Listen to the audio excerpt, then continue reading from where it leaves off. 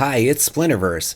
Welcome to another episode of D&D New Releases, where we offer first impressions of new third-party products for Dungeons & Dragons. We cover a selection of titles from Dungeon Masters Guild and DriveThruRPG each week. The titles are presented in alphabetical order, and all of them are linked in the video description. Purchasing the books using those links helps the channel, but you can also support us by purchasing one of our best-selling books. Our newest release, Dragonlance Companion, offers 180 pages for players and DMs to bring the magical world of Krynn to life. And like many of our books, it's available in hardcover and digital format. Our Swarms of the Multiverse offers over 70 brand new creatures, including their associated swarms, instructions on how to make your own balanced swarms, and lots of bonus materials such as 4 new demiplanes. Our Feywild Companion offers 150 pages of Feywild fun for players and DMs alike. Also, our book, Fizban's Vault of Draconic Secrets, contains over 50 pages of dragon-themed player options, including a subclass for each class and much more. We've got lineages suitable for any setting, as well as optional lineage rules in our Van Richten's Librum of Lineages. With our Potions Unlocked book, we have over 100 pages of material to take potions to the next level in your game. Please support the channel by purchasing our books using the links in the video description. Before we talk about the new releases, we got to talk about our exclusive discount this week. It is for the Atlantean Compendium, which is a 42-page book that expands your deep sea adventures with 4 Atlantean-themed subclasses, 2 races, 6 backgrounds, 7 monsters, 14 items, and 33 exclusive deep sea spells, as well as a fully fleshed out city of Atlantis to use underwater, right? You can create some really fun deep sea stuff with this book. It's normally $15, but we're bringing it to you at an exclusive 66% off discount for a limited time. So that's going to bring the price to around like $6.60 or so. But there's subclasses like Wave Dancer for fighters, there's the College of Siren for the bards, there's Circle of the Tides for druids, and the Conclave of Depths for the rangers. But one of my favorite things about the book is the spells, because these aren't just spells that you can just choose during character creation. They're meant to be rewards because they work when you're submerged in seawater. So maybe you get taught by an Atlantean, or you find some sort of scroll underwater and that gives you this power with these spells. So really, really cool, different way to use spells. I like that. And then, of course, you got the magic items in the city of Atlantis and all the other fun stuff in here. So let's take a look inside. So you can see it's got lots going on. You've even got races like the Aberrantkin and the Atlantean Tritons. So it'd be a subrace of those. You got backgrounds like the Atlantean Researcher all the way down to Coral Shaper, and then you've got feats.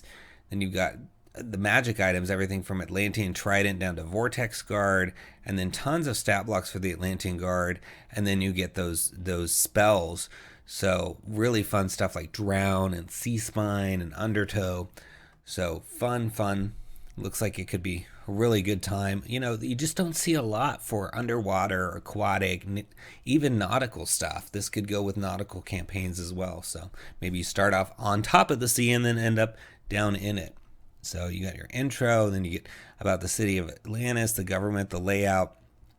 So you can place this anywhere that you have a body of water, seawater. You got the kelp fields, the Arcanum, all these other places of interest. And then you got people of interest like the Sovereign Hostile Zulath. And then you've got your races like the Aberrantkin. You even get some physicalities for those traits. Backgrounds, the Atlantean Researcher. College of the Siren. So you're getting to see quite a lot in these pages that they've added for the preview here. So you're getting to see 20 of those 42 pages, so almost half the book, including some of the subclasses here. You get to see several full subclasses to help you decide if this is going to work for you. But as I said, this is a killer discount, one of the highest percentage offs we've been able to offer. So 66% isn't something you would see in a normal sale even. So Very, very cool. So it says Atlantis is a massive city that thrives deep underwater, 6 miles deep or 36,000 feet to be precise. Although the ocean floor in most areas is only 2 miles deep or 12,000 feet deep, Atlantis was built beneath the ocean floor by way of the 𝘏𝙤𝙤 Trench, which leads into such terrifying ocean depths that not even Atlanteans have discovered the true bottom of the trench. Atlantis was built on a massive cliff face and crack of the 𝘏𝙤𝙤 Trench that extends for miles. Although the location may seem precarious, it has allowed Atlanteans to quickly dispose aberrations that rise from the 𝘏𝙤𝙤 Trench. And in addition to this, Atlantis is atop a trove of a magical iridescent substance known as dragon sand, a highly magical, conducive material that can amplify the natural effects of magic. So yeah, you get this background that you can use to work into why some of these things are there, why you might have some of these subclasses, or even some of these materials. Like there's a whole sidebar here on dragon sand. Let's read one of the figures of interest here. So we got Director Nylia Dagmodath, who's a female Triton. The Dagmodath royal family has upheld the scientific discovery and research of deep-sea magic and application of dragon sand for the past decade. Although the royal quorum's director is most often susceptible to change, the Dagmodath family has been pioneering their way forward and has managed to hold the director position for a little over a decade, surpassing the 𝘏𝙤𝙤 royal family, which had held the director position previously for 4 years in developing new Atlantean spells. So they're very into their research, using this dragon sand, doing different things. And then you got the aberrant kin. So let's just look at some of the traits for the aberrant kin, and you get a whole physicality table. So you get, it says, you can breathe underwater and you are immune to the environmental effects of ocean depths greater than 100 feet. Your aberrant nature allows you to telepathically communicate to creatures with ease. You can speak telepathically to any creature you can see within 30 feet of you. Your telepathic utterances are in a language you know, and the creature understands you only if it knows that language. So, and then the creature can't respond. You get dark vision, and then as a bonus action, you can attune to your aberrant senses, and you can see into the ethereal plane until the end of your next turn. The range of this special sight is 10 times your proficiency bonus, and it allows you to see invisible creatures as well. You can use this feature an amount of times equal to your proficiency bonus, regaining all expended uses at the end of a long rest. So, pretty cool. Yeah, it's nice to have underwater races too, because we have some, right, already with some of the official books, but to have more is always good, because you can have a whole ecosystem down there, different trading factions and civilizations. You could have Atlantis and then some other city, maybe the 𝘏𝙤𝙤 have a village or something down there, or merfolk or something, and then you have to trade with them and interact with them, or maybe they stole something, right? You got to go get it back. Got feats like Chosen by the Sea. Your exposure to the depths of the sea or Atlantean magic has permanently altered your form and has allowed you to better alter and control the waves around you, granting you the following benefits. You get to increase your ability scores. You learn the spell Upwell and 1 second-level spell of your choice. The second-level spell must be an Atlantean magic spell. You can cast each of these spells without expending a spell slot. So that's helpful, especially with all the cool spells in here to get those. But you see the College of the Siren. It says,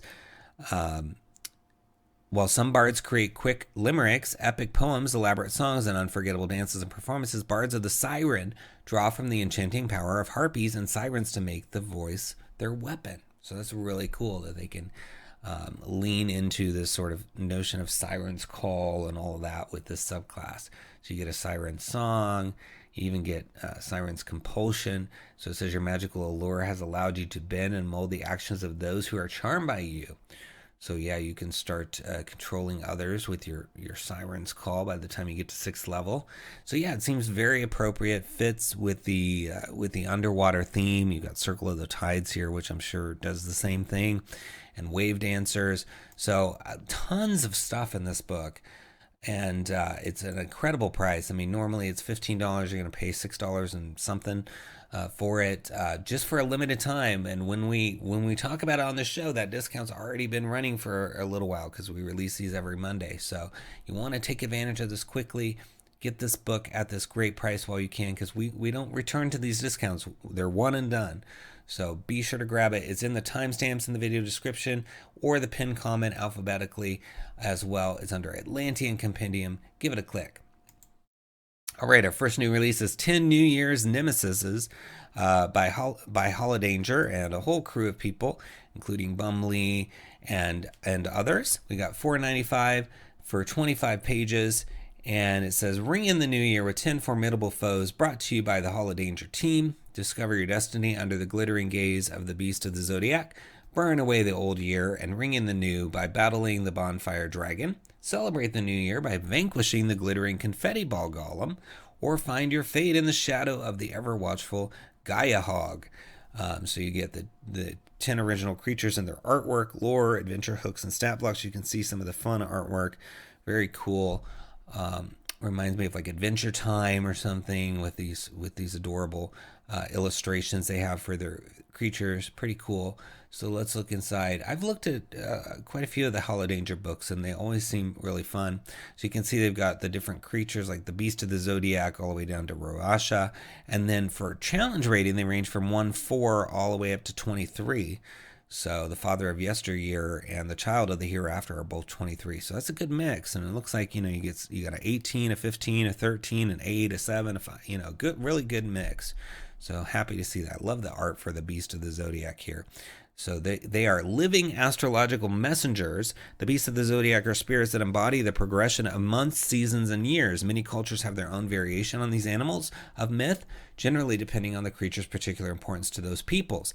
As manifestations of time and the movements of the heavens, the beasts of the zodiac also represent various astrological omens. They have the power to manipulate fate and those around them, and if approached appropriately, are known to tell the future for mortals. And then it gives you some adventure hooks for them. And then their stat block. So Beast of the Zodiac is 10. And it's got various things like if it's water only, in water it's amphibious. It's got elemental affinity. Each Beast of the Zodiac is tied to a specific element and is permanently under the effects of one of the following spells: Investiture of Flame, Investiture of Ice, Investiture of Stone, or Investiture of Wind. So yeah, I guess based on which one you pick, you get amphibious. And then it's got this reaction called Portend. In response to a creature the beast can see within 60 feet of it making an attack roll, an ability check, or a saving throw, the beast rolls a d6 and either adds or subtracts the number rolled from the attack roll, ability check, or saving throw, potentially turning a failure into a success or vice versa. So that's good. I'm going to manipulate what's happening. So you got to watch out for that. You think you're good, you're going to roll, and then all of a sudden it uses the portend on you and can make your roll go in a different direction. You got the bonfire dragon, worm of new beginnings. So it's got a campfire dragon and a bonfire dragon. So it must be two different kinds. So the campfire's 5 and the bonfire's 15. Okay, so that's cool. That's good to give you the kind of almost like a baby version and then an adult version. It says, when terrible dragons fall by mortal hands, cities of peasants once cowering come alive with great mirth and cheer. As heroes are showered with titles, gifts, and swiftly composed ballads, the bones of the felled tyrant turn to char on towering pyres. It's in these great bonfires surrounded by rapturous joy can the dragon's soul be reforged into a spirit of flame and cheer. Cool. So I like that. There's always lots of fires. You got your campfires and different things that you could tie into some of this. And they have the hooks. Let's read one of the hooks. We haven't read any of the hooks, and that's nice that they have those. So this is: the adventures that once slew a tyrannical dragon hear tales that it has been reborn. They seek to snuff out their old foe once more, unknowing or perhaps uncaring that they have changed. So, they killed a dragon. It became one of these things, and now they want to kill it again. And so the bonfire dragon, the big one, has create bonfire actions, ignition. Yeah, lots of cool fire form. Yeah, I think this is really fun. I want you to come here, look through it, spend more time on it than we get to with this video. Because I think there's some really cool creatures just in the first few that we're seeing, and you get 10 of them for $4.95. So I think, and 25 pages here. Really fun stuff as usual from the Holodanger team. So check it out. It's under 10 New Year's Nemesis in the links below. Give it a click. All right, we've got All Hands on Deck by Kale, which is a suggested price of $1 for 53 pages. And it says, diving deep underwater to find sunken cities, soaring over cliffs with strange and fantastic birds, This homebrew compendium contains my campaign notes for the small campaign setting, the 𝘽𝙤𝙘𝙀 archipelago. The main purpose of this guide is a character creation supplement. The author says, I felt that there were some bald spots on the current roster of subclasses and classes that needed filling, such as with the Circle of Growth, a druid that focuses on the controlling and empowering of plants. So pretty cool. You know, you can, in terms of settings on DM's Guild, if you have a small setting like an archipelago or a town, you're allowed to do it. So it's cool that there's a little setting in here as well. So you get a little information on that archipelago in here, but you get the Awakened Shrub race, you get the Sunken race, then you get a bunch of class options, including a whole new class called the Freebooter. Then you get the Stitch Mark for Artificer, Path of the Tide Strider for Barbarians, Decay Domain for Clerics, Bibliomancer for the Wizards, and then you've got feats, spells, magic items, including Counter, Cloak of Omnis, Vial of Air, and then creatures, including the Block Otter and the Ynthrax, among others. So quite a bit of stuff here. And you get to see the whole book in the preview, which is really nice. So if you want to just read the whole book and then decide whether you want to buy it, you have that option. We're just scrolling through, seeing so much stuff in here. There's some improvements for the Artificer. Looks like the Barbarian path here. You got the Bard path, even some optional stuff for them. So we're just going to skip ahead down here to some of the stuff at the end. So it looks like we've got the Ynthrax, which is one of the creatures, the Chitinate, the Crab, Bugbird, so many things. Look at this fun little Block Otter. It says, these mischievous little creatures would never incite a fight, as they are herbivores and quite harmless to begin with. But if an adventurer gets fed up with their antics, it is likely that a fight will break out. So they're CR1, and they've got a tail whip action. And they have advantage against spells because they've got this sort of golden skin, which is fun.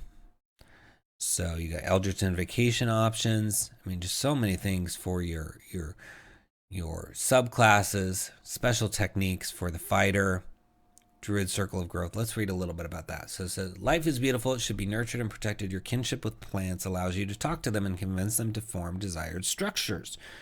So you get spells, of course, like Entangle and Goodberry. And then it says, also at second level, you gain the ability to communicate in a limited manner with plants. They can understand the meaning of your words, though you have no special ability to understand them in return. But then also at second level, you can imbue vitality. You learn the Druidcraft cantrip. If you already know it, you can learn a different one. If you cast Druidcraft and use it to instantly make a flower blossom, a seed pod open, or a leaf bud bloom, you can extend and exaggerate the effects by expending a use of your wild shape. The affected plant grows to medium if it was smaller and takes up the nearest unoccupied space. For 10 minutes, it dutifully follows your commands, which you can make as a bonus action. You can only command a plant in this way once per turn. And this says, roots from the plant funnel through the ground and attempt to wrap around a large creature within 30 feet of the plant. The creature must succeed on a strength saving throw against your spell DC or be restrained. So this flower that you're making, this plant that you're making, you can use it to do things like that. And it can move up to 20 foot to a point of your choice, freeing things that was restrained. And it can be a large hedge that's 30 feet long, 10 feet high, and 5 feet thick. So, you know, can block out some other creatures. So that could be really useful. And then you've got growth at 10th level. We skipped the 6th level because I want you to read some of this yourself. It says you gain a new way of commanding the plants you empower with your imbue vitality feature. The plant sends out a root under the ground. This surfaces at a point of your choice within 30 feet of the plant and creates another medium plant that you can command in the same way as the first, but is not able to perform this command. So basically you can double your plants at 10th level. Yeah, fun stuff. I mean, there's a lot in here. I hope you spend the time to read through it. I mean, you can read the whole book, so there's no reason not to. It's also a suggested price of $1, which I think is really inexpensive for 53 pages of stuff. So look for it in the video description links under all hands on deck and give it a click. Next, we have Azivar's Ancestral Almanac, 9 new ancestries, from Graham Bloodworth and Megan Caldwell. It's $15 for 27 pages, and it's got 5 stars after 8 ratings already. It says, are you looking for some additional options for character creation? Then this supplement is for you.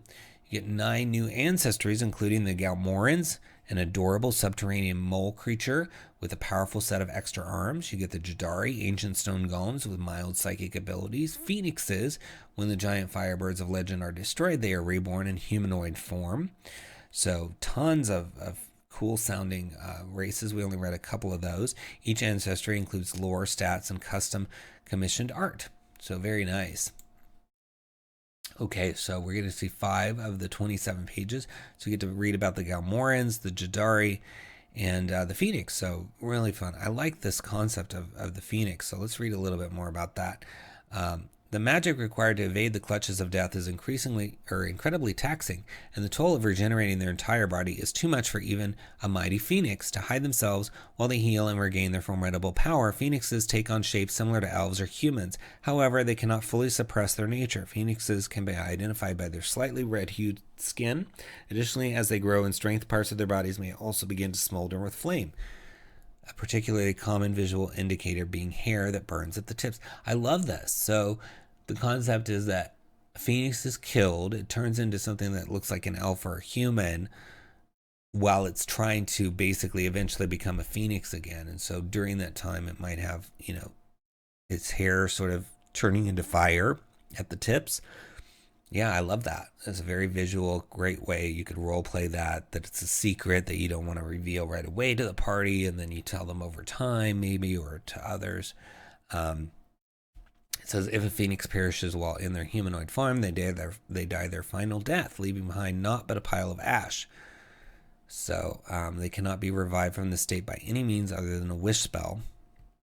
And then it talks about feathers and things that you can do. While the mortal experience is novel and often enjoyable, most phoenixes yearn to return to their previous form. Phoenixes grow stronger the more challenges they overcome, and thus many are drawn to a life of adventuring. So that's a perfect reason to get out there and adventure. You want to get back to being a phoenix. So it goes into age, alignment, etc., size. But you have the ability smoldering ashes. As you wait for your true power to return, you find yourself unnaturally susceptible to the cold. Until you reach character level 3, you are vulnerable to cold damage. Fan the flames. The natural regenerative properties of your heritage enhance the power of incoming healing magic. When a spell or item causes you to regain hit points, you regain an additional number of hit points equal to your proficiency bonus. So that's good. Going to get more health that way. It says Soul of Fire by 3rd level. Even in your weakened humanoid state, you can call upon a modicum of the power you once held as a primal force of nature. Doing so wreaths your body in an aura of powerful fire magic that grows more fearsome as your power and experience increase. As an action, you can transform yourself into an aspect of fire. Your transformation lasts for 1 minute or until you end it as a bonus action. During it, you are surrounded by an aura of uncontrollable flames. Any creature that starts its turn within 5 feet of you must succeed on a con saving throw or take fire damage. The difficulty of the saving throw is equal to 10 plus your proficiency mod. The flames from this aura also ignite any flammable objects. At 7th level, the purity of your primal flames can no longer be truly resisted. The damage caused by your Soul of Fire aura increases to 2d4 on a failed save, or half as much on a successful one. And then at 12th, your transformation truly begins to resemble your previous form. While transforming, you now sprout enormous flaming wings, gaining a flying speed of 30 feet for the duration. The damage caused by your aura goes up to 3d4. So that's cool. I love that. And as I said, it's very visual. So the role play opportunities, if you're keeping it a secret at first, then you reveal it a little bit, and then your party can be sort of mesmerized as you grow, because this is a new race, basically. So people won't be familiar with it. They won't know all the ins and outs, especially if you don't share this page with them. So you could, all of a sudden at 12th level, you've got these flaming wings, right? I think that's really fun. Very creative. And that's just one. We didn't even look at the other ones here. The 𝘽𝙤𝙤𝙠𝙨, the adorable subterranean mole creatures. And there's so many. There's the stormborn children of the storm gods, skeletons, sentient skeletons of heroes long forgotten, return to save the world once again. That's awesome too. I could see story. I love when things are created with story in mind, because then it makes it easy for even a novice D&D player to do something with it. I think a lot of times when people first start, they don't understand that you're telling a story, and so you have to sort of give of yourself. You have to give ideas and contribute to that story, and that can be hard for new players. But when you bake some of this stuff into a race, I think it just makes it way easier for people to engage in storytelling. So I love it. Check it out. It's under Azivar's Ancestral Almanac in the video description links. Give it a click. Next, we have Blood of Winter's Wind by Saga McKenzie, who is super talented. Saga did the lovely map of Abyssinia that we have in our Dragonlance Companion, and the little island that we have in there as well, Senag Isle, for our adventures. So if you looked at our book, Dragonlance Companion, and the adventures, those maps are from Saga McKenzie, who is just super talented. I wish I was half as talented at drawing and artwork as Saga. But thankfully, we can enjoy Saga's work elsewhere, including this book, which is only $7.24 for 31 pages. And I mean, just look at that cover already. I mean, that artwork is just phenomenal. And so you get this short adventure that can be approached in 3 different ways depending on your requirements. So you can use that as a follow-up to Song of the Mountain, which was Saga's first adventure. It says, dreams draw the wielder or wielders of the magical weapons, aria and cadence, southwards, where the spirit of melody once again draws the adventurers into helping a fallen friend.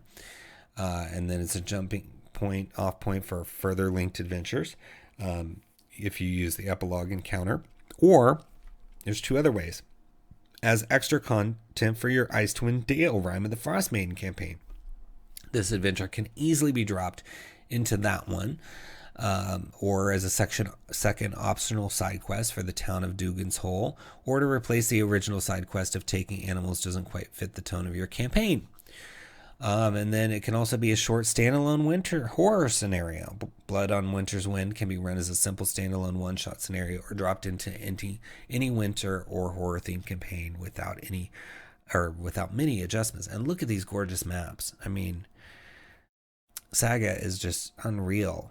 I mean, this talent. Look at this town here of Dugan's Hole, and then you've got this interior map of sort of an ice cave. And so it's got the VTT friendly player facing versions of the maps, as well as an extra map showing the town after the events of chapter 4 of Rime of the Frost Maiden. So very, very cool. Even if you're, just wanting to get the maps, I mean, $7.24 for such gorgeous, beautiful maps. I guarantee you, when you display these on your VTT, your players are going to go, "Oh, that looks good," or they're going to have a reaction. So there's a publisher preview. That's why this looks a little different. Whenever you see this sort of publisher preview link under the cover here, that's why it looks like this, which I love these because they're so much easier to look at. So we get the introduction, history, and then, I mean, you get some sketches of the NPCs, and then here's one of those maps that we talked about of Dugan's Hole. That's awesome. And then all this, I mean, just tons of stuff in here to look at. Setbacks. I mean, even the layout, I just like scrolling through this because I feel like the layout is so inviting and fits so well with the scene. So let's see. Let's find a part we can read for you. I want to find, okay, Cold Welcome. This is good. It says, the adventurers arrive in a town and are drawn to investigate the strange murders. This involves a short investigation around the settlement, including an encounter with the freshly reanimated husk of the mist's most recent victim. Eventually, this takes them out westwards into open tundra in search of their prey. It says, Dugan's Hole lives up to its name and reputation, little more than a cluster of small cottages huddled against the bank of the Red Waters. The place is hostile and unwelcoming to outsiders. Window shutters slam as you approach. Cloaked and hooded fisher folk give you a wide berth, making the sign of oral as if to ward off evil. The hamlet oozes tension. Something is clearly amiss. So that's nice. It gives you that intro to Dugan's Hole and gets you kind of that feeling of like, ooh, something's going on here. I'll read another one of the flavor texts because those are fun. It says, the grizzled old speaker glances past you to the huddled homes and cold white tundra beyond, grimacing as she spits her words. There's something out there and it's hunting us in the night. Got 3 of us already. I ain't seen what it is. Don't think anyone has, but there ain't no use arguing with the bodies that are stacking up. Her The roomy gaze turns back to you all. 150 gold, all we can spare. You find this thing, whatever it is, and get it gone from here, right? So she's in a hurry to get some help. And yeah, I like that. And I think there's probably a picture of her. It says 𝙁𝙘𝙧𝙀. Is that one of the ones up here? Yeah, right here. So you get the picture of her that you can show to the players. Yeah, I mean, this is so well done. I mean, Saga is just a class act. I really enjoyed working with Saga on Dragonlance Companion, and I think that you are just in for a treat if you grab this book. It is so cool. I love it. I am going to put it on my wish list for sure. So check it out. It is Blood on Winter's Wind in the links below. Give it a click. Next, we have Fall of Vecna, Volume 3, which is part of that Doomed Forgotten Realms series that's been going on from Quill and Cauldron. And it's really, really a fun series. It's by Scott McClintock, Mark Altfudish, Buck Webb, and Billy Middleton. And it's already a bestseller seller. That means it sold over 101 copies in its first week. It's $14.99, and it's 244 pages. And I'm just going to give you kind of my own take on what this series is about. So, you know, you have these alternate realities, right, with a lot of fiction where things have gone differently than you expected. Maybe, you know, there's an evil universe where, you know, think of like the mirror universe in Star Trek where maybe, you know, Kirk and Spock are evil, right? And so this is like an alternate timeline for Forgotten Realms, so an alternate universe of sorts where things did not go as planned, and a lot of the adventures maybe that were published were lost, and so the bad guys won, right? Or the bad gals or bad people, right? And so you have to deal with that. You have to deal with the consequences in this series, and it's just been really fun to see. It's so well done, and it's very popular. All the editions, all the previous editions in this series have been really cool to look at and see them just keep coming, and people really getting into it. And I'm excited by it. So it says, imagine a world where Tiamat was summoned successfully, where the princes of elemental evil tread unfettered, where Demogorgon prowls the Underdark with the wand of Orcus, leaving an army of undead in his wake, where the storm giants have been cast to the bottom of the Ordning, where Baldur's Gate has been banished to the Nine Hells. See, that's a bad place to be, right? All these other ones, you know, you won the adventure, and so Forgotten Realms is a wonderful place. It's got some bad stuff, but it's generally safe in spots, right? But you're here, you're supposed to imagine a world where good has lost and evil prevailed. So the Scored Coast has been divvied up by the Zentarum, the mountain giants of Grudhag, the Cult of the Dragon, and many other sinister factions. So this is a dire situation. Will your players rise to the challenge, or will they too fall before the might of Vecna? Because above all of this stuff, these factions, looms the Archlich Vecna, who has orchestrated or exploited a series of ever-escalating calamities to conquer the very realms themselves. So this part of the adventure is going to take you from 10 to 20th level. That's a huge stretch of levels. But that's exciting, right? So maybe you started with these. I think the first one might be first level. I'm not sure. But you could do all of these for your character to go from 1st to 20th probably. And that's such a cool experience to be immersed in this sort of alternate timeline, alternate universe, and to get all the way to 20th level trying to take down Vecna. I mean, I think that's just unreal. Very cool. It says it's not necessary to have played the previous adventures. It can be run standalone. Additionally, advice has been provided to help the transition higher level characters from the other Wizard of the Coast products. So maybe you have a campaign and you want to switch to this one, and it gives you ways to do that. So don't feel like you have to get the other ones, although I love those. I think they're really cool. You can see down here they even have a book with like subclasses and stuff to use if you want. But you get to embark upon an impossible mission to break into the impregnable Host Tower of the Arcane, traverse the dread domains of Ravenloft in search of Vecna's darkest secrets, descend into an undersea chasm within the Scarlet Marpenoth to battle 𝙤𝙘𝙤𝙤, an ancient kraken, and a bunch of other things here that are going to happen. But I mean, look at these wonderful, wonderful pieces of art. I mean, they always do such a great job putting this out there with this artwork. I mean, I love looking at this, and they have a whole series of books that take you to some of the other planes, or with the Hero's Handbook and the epic characters. Those are designed to take your character past 20th level. So this is a publisher you definitely want to get familiar with. I really enjoy their stuff. So yeah. So looking at the contents here, you've got all these chapters, 15 different chapters to go through all of the things, getting to finally the fall of Vecna. And then you get monsters and NPCs, handouts, magic items, vehicles, and then a whole appendix on bridging from other adventures. So it kind of shows you how the chapters go. When you get to chapter 3, you can it looks like you can bounce around to some of these other chapters. Gives you level requirements on each of the chapters as well, so you can kind of see, okay, for these chapters we're going to be 12 to 14, but up here you're going to be level 13 to 15, etc. So pretty cool. Trial run here.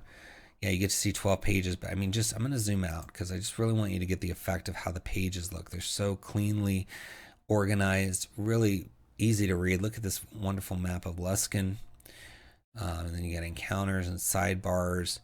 Another map here that you're going to get with the book. So there's a test of the Mage here. Love it. So let's zoom in and read some of this stuff.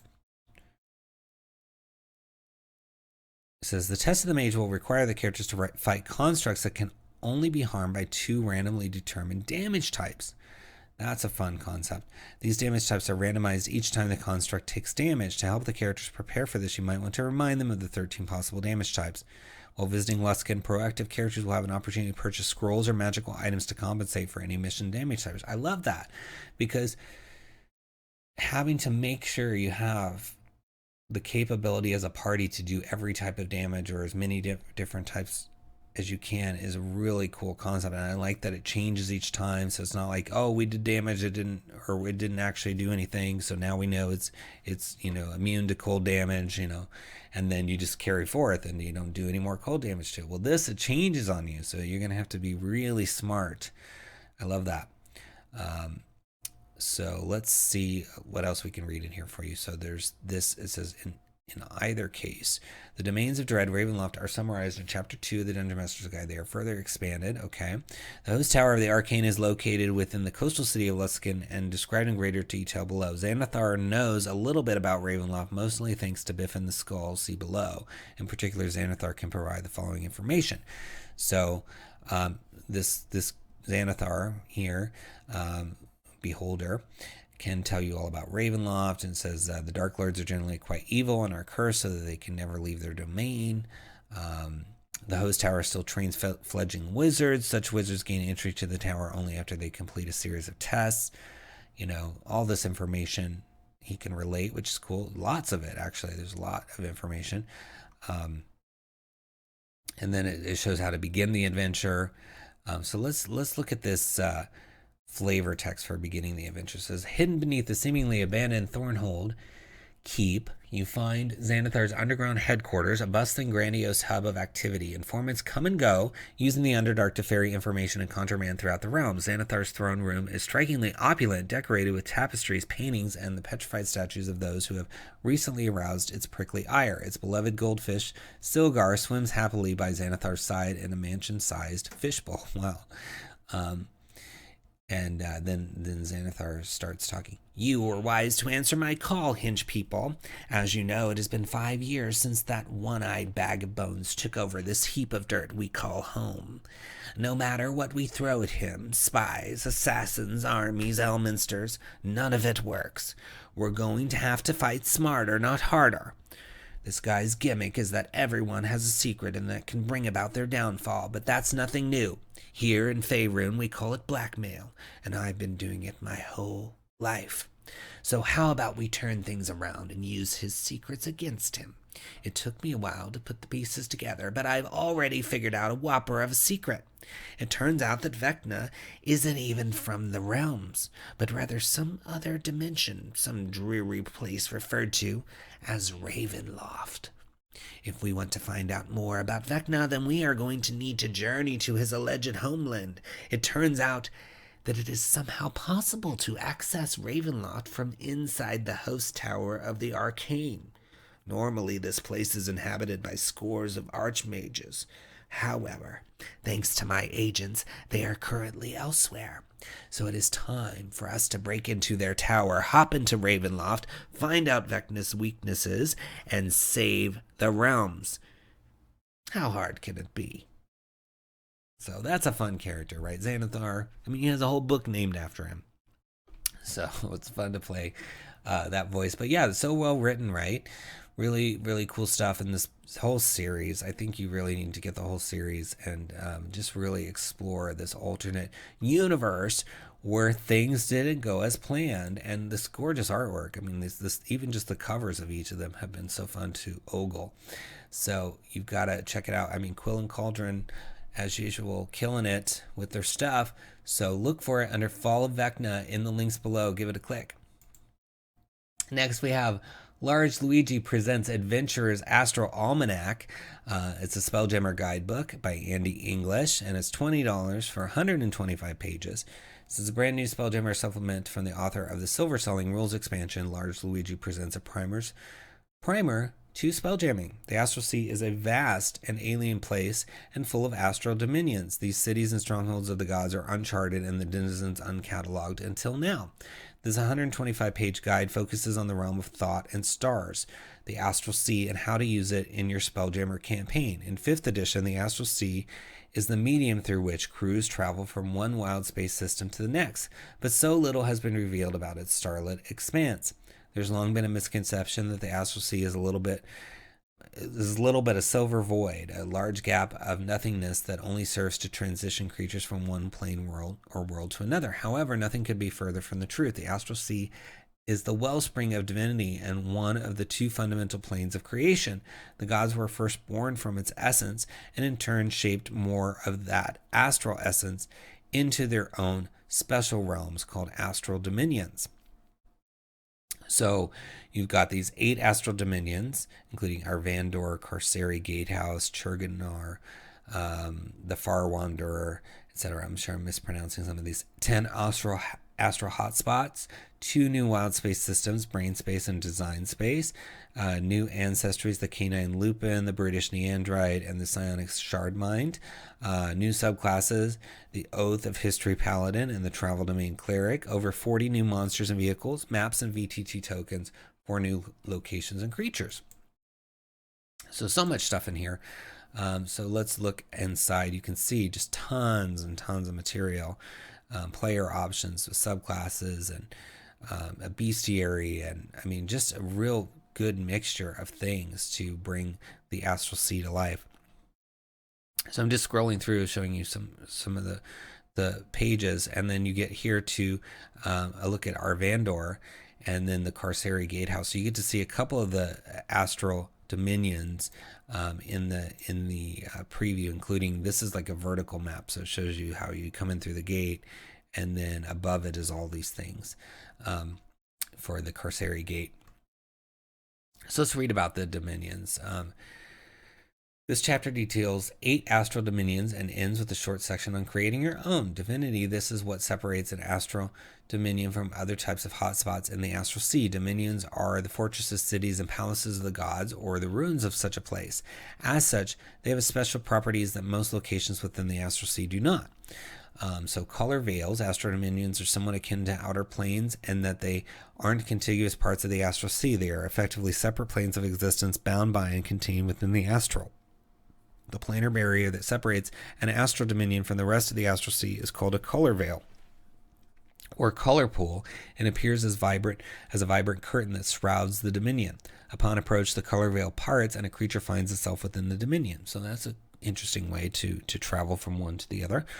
An astral dominion takes a form based on the expression of its creator's ideal. These forms can be bounded, a limited, finite area, or they can be unusual in one of two ways. Infinite dominions extend forever in at least one direction, while transfinite dimensions appear bounded yet are internally larger than their bounds would suggest. Then you got differences on gravity, mutability, synergy, border isles. Some astral dominions have border islands. Border islands are small demiplanes that orbit their dominion, maintained by a celestial to house the outsiders who cannot enter paradise. And then you get information on Erebor. And then it says, when a spelljamming vessel crosses into Erebor, it immediately appears in a vast silver sea that laps against the hull. The ship gently comes to rest on the water, and even vessels that are normally unable to land in water glide through the surf easily. The helmsman will not, however, be able to cause the vessel to fly. The elven goddess of wind and weather, 𝙤𝙤𝙘𝙤, has warded the domain against ships that fly under magical power, unless specifically blessed by her, a measure against piracy and invading forces. And then they've got some plot hooks, such as a group of 𝙤𝙤𝙘𝙤 astral elves are being harassed by 𝙤𝙤𝙘, whose world the 𝙤𝙤𝙘𝙤 Empire destroyed. The elves insist they are civilians and had no idea about these atrocities, and they learn the truth. So, really cool. And I love this map of Erebor. I think that's going to come in handy, because you've got all the different places on here, like the Reef Catacombs that are named elsewhere in here. And then the Carceri Gatehouse, I love the map of that too. Yeah, I mean, there's so much in this book. I mean, I can't believe a 125-page book of stuff for you to explore with the Astral Sea.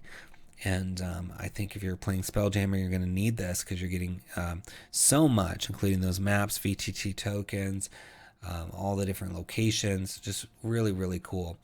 And I really like it. So you got to look for it in the video description links under Large Luigi Presents Adventurers Astral Almanac. Give it a click. Next, we have Lords of Misrule, a festive folk horror adventure by Penny Blake.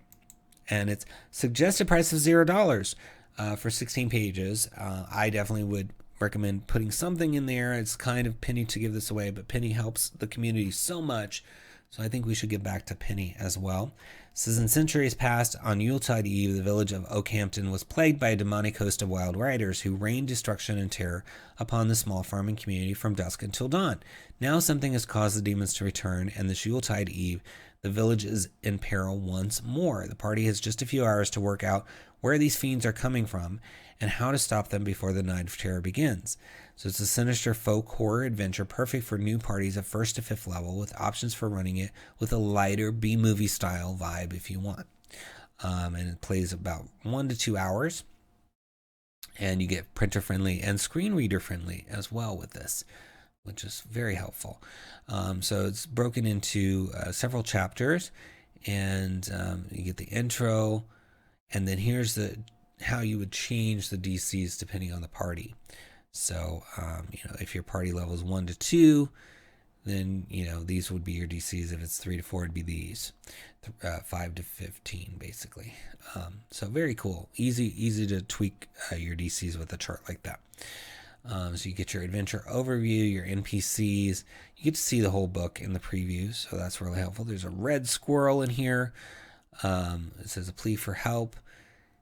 Oakleaf Forest, the graveyard, catacombs, Oakleaf Manor, and then from dusk till dawn and the morning after. So I don't want to spoil too much of the adventure, so we'll find a safe spot to read. It says, once the party has reached the shrine, read or paraphrase the following. You hear the shrine before you, see it clearly. A soft sighing sound like escaping air through a network of tiny crevices. Through the bare, needle-like trunks of pine, you catch glimpses of towering stones carved with arcane etchings and archaic scrawl. There is a scent of blood and fresh-cut grass. As you reach the clearing, you see the source of the sound at once. The entire forest floor here writhes with snakes, and in the center, her arms stretched upwards towards the monolith, stands a woman. The snakes wrap so deep and tight about her lower body and arms, she looks as if she's growing out of the ground. So yeah, you're going to be dealing with some sort of living forest woman. That's pretty cool. It says it's an anchorite named Sethbat. Her mind is in the divine realm, communing with the ancient snake goddess she was devoted herself to. And I like this artwork for that. Pretty cool. So yeah, it looks like you're going to do some sleuthing. Let's go back up here and read a little bit more about the overview. It says the adventure begins when the PC's either resident in or passing through the village of Oakhampton when they learn of the hunt that will take place that night and are asked to help protect the village. The party may wish to investigate what is going on, but whether they decide to start sleuthing or not, they will have to come up with a plan of defense, whether that be a simple hack and slash strategy, some sort of barricade perhaps, or even something more subtle or elaborate such as traps, tricks, or negotiations. So really interesting. They're going to have this hunt that's starting and they have to protect the village or not. It says, from dusk till dawn, having devised a plan, the party now carry it out. This chapter contains a series of optional events which GMs can use or adapt if they wish to keep the pace fast and furious. And then the morning after, once the party have hopefully thwarted the plans of the Lords of Misrule, the fun is over and either the Lords are dead or sent packing with their tails between their legs, too terrified to ever attempt such shenanigans again. Or perhaps there is an agreed understanding and peace at last for all concerned. So yeah, you're going to have to deal with these Lords of Misrule. Yeah, it looks like a lot of fun, and I mean, you can get it for free if you want. I would support Penny. Penny does a lot for the community. So check it out. It's under Lords of Misrule in the links below. Give it a click. Next, we have Saddle Up an Improved Mount System by Tiny Tiefling Press. It's $4.95 for 32 pages. It says, are you looking to add some excitement to your Dungeons & Dragons campaigns? Look no further for an improved mount system. This handy guide provides you everything you need to enhance your mount gameplay, including new rules for acquiring mounts, caring for them, and traveling with them. With the improved mount system, you'll be able to add a whole new level of strategy and role-playing to your games. And it includes a variety of mounts with stat blocks, suggested weight, carry capacity, all that stuff. And it works on bonding with your mount, unlocking features, and taking care of it. So like a Tamagotchi. Those little digital things that you had to take care of. You have a mount that you have to take care of. All right, so you get all the different chapters on how to acquire your mount, care for it, the relationship with it, then attack, and then an appendix on stables and a stable template, as well as some mount stat blocks. So pretty cool. I mean, mounts I think are sometimes neglected, so having options for them is pretty cool. It says most adventures opt for the easier and less time-consuming route of purchasing a mount at the stable. While one may find a great variety of mount, horses are by far the most common. Stables are usually located in the outskirts of towns and cities, and they offer other services. So that's the easiest option for you. But you can do other things, and it talks about how you calculate the price and all that stuff, such as taming. Taming requires more than simply buying a mount, but it also provides more unique opportunities, and the choice of mount can be more liberal. Tame animals are usually found in the wild herds or flocks, which means you have to get up close to them before they'll even notice you. So yeah, it talks about modifiers for taming, a saving throw, size to difficulty ratio. So the larger the mount, the harder it's going to be to tame it. And then once you've got it, you have to care for it. So it talks about mount exhaustion, and there's a whole table for the different levels, and then your relationship with the mount. So bonding with the, your bond level is 1, animal handling check is 12, reliability, unreliable, special features are none. But when your bond level gets to 2, and animal handling check of 10, they become somewhat reliable, and then the mount doesn't need to be tied down. All the way up to 4, where you don't have to roll, and it's always reliable and requires minimal care and less likely to suffer from exhaustion, doesn't flee from battle. So interesting. It's got really beautiful artwork. It's got lots of options to go through the taming process. And then we're not seeing it here, but there's mount stat blocks in the back. So presumably you could have, that picture showed a lion, so you might have a lion as your mount, or some other fantastical creature. And then you've got stables, and then a template for creating stables. So even just to use that would be pretty cool too. And it's only $4.95. So check it out. It's under Saddle Up in the links below. Give it a click. Next we have Sealer Class, an ink and paint mage that shapes the battlefield with special sealing magic by Mitchell Turnbull. It's $4.95 for 29 pages. It says utilizing paint and ink, sealers gracefully blur the line between the arcane and the artistic. Their sealing techniques require precise and deliberate symbols in order to manifest their magic properly. To a sealer, there's one thing that is far more powerful than any kind of magic: preparation. A well-prepared sealer is a powerful sealer. Utilizing their sealing technique to shape and control the battlefield, they draw out sigils over a wide area and infuse them with unique properties to create seals, letting you do things such as trapping creatures inside or turning the ground into a deep pool of water. So there's two sets of subclasses in the book. So your sealing instrument is the tool you use to create your sigils and seals, modifying how you use and create them. So you would have to choose between the two sets of subclasses depending on your sealing instrument is the way I take that. And then it says, additionally, your signature order is what will shape your study and artistry, improving the power of your seals and bolstering your supportive capabilities. So maybe kind of like Eldritch Invocations. I'm not sure. We'll have to look and see how those are worked in. But they've got different orders here.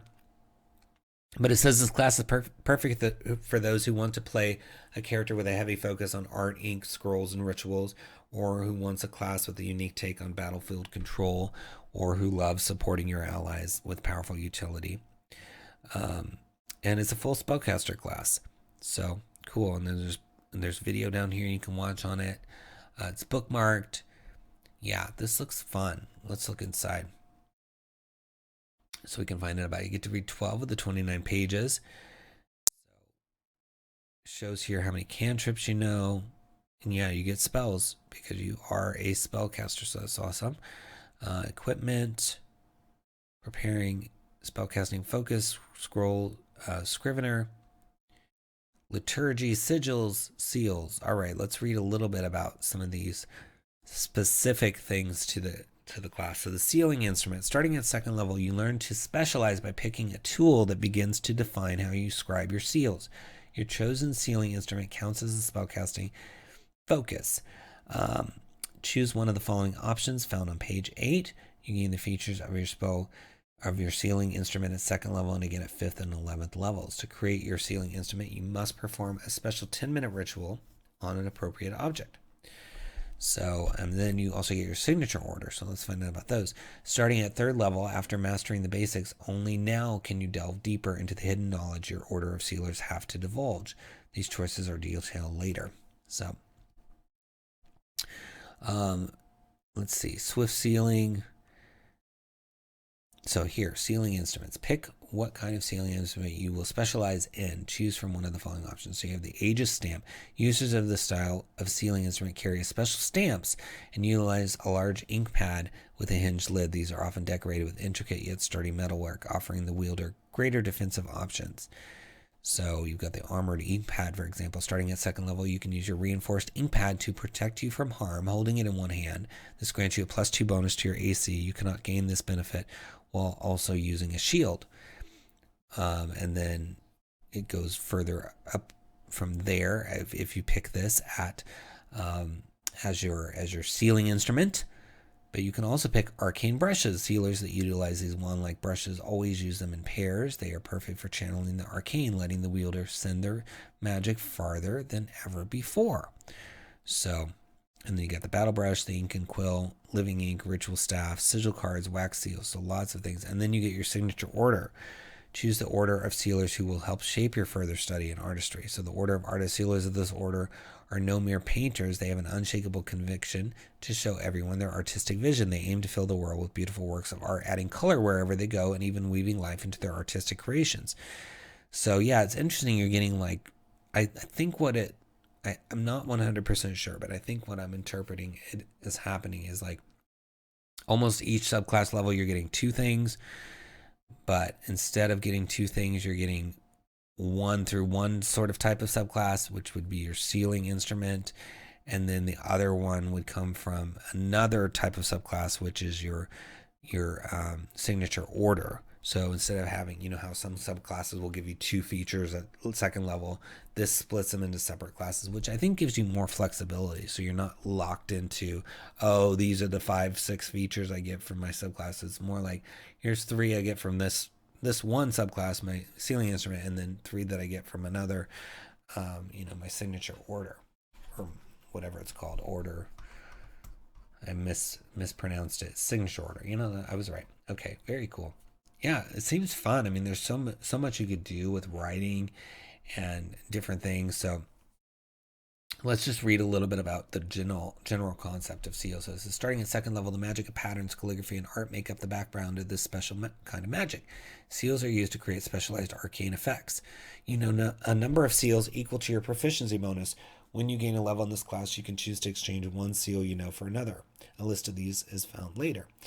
Sigils are the building blocks of your seals. Using your spellcasting focus as a bonus action, you can create a sigil on a surface you can see within 5 feet of you. Once you use this bonus action, you can place a second and third sigil at any time before you end your turn. The surface does not need to be smooth or even. And then you activate it. As an action, you can impart magic into a sigil you can see within 5 feet of you using your spellcasting focus, choosing what seals to connect.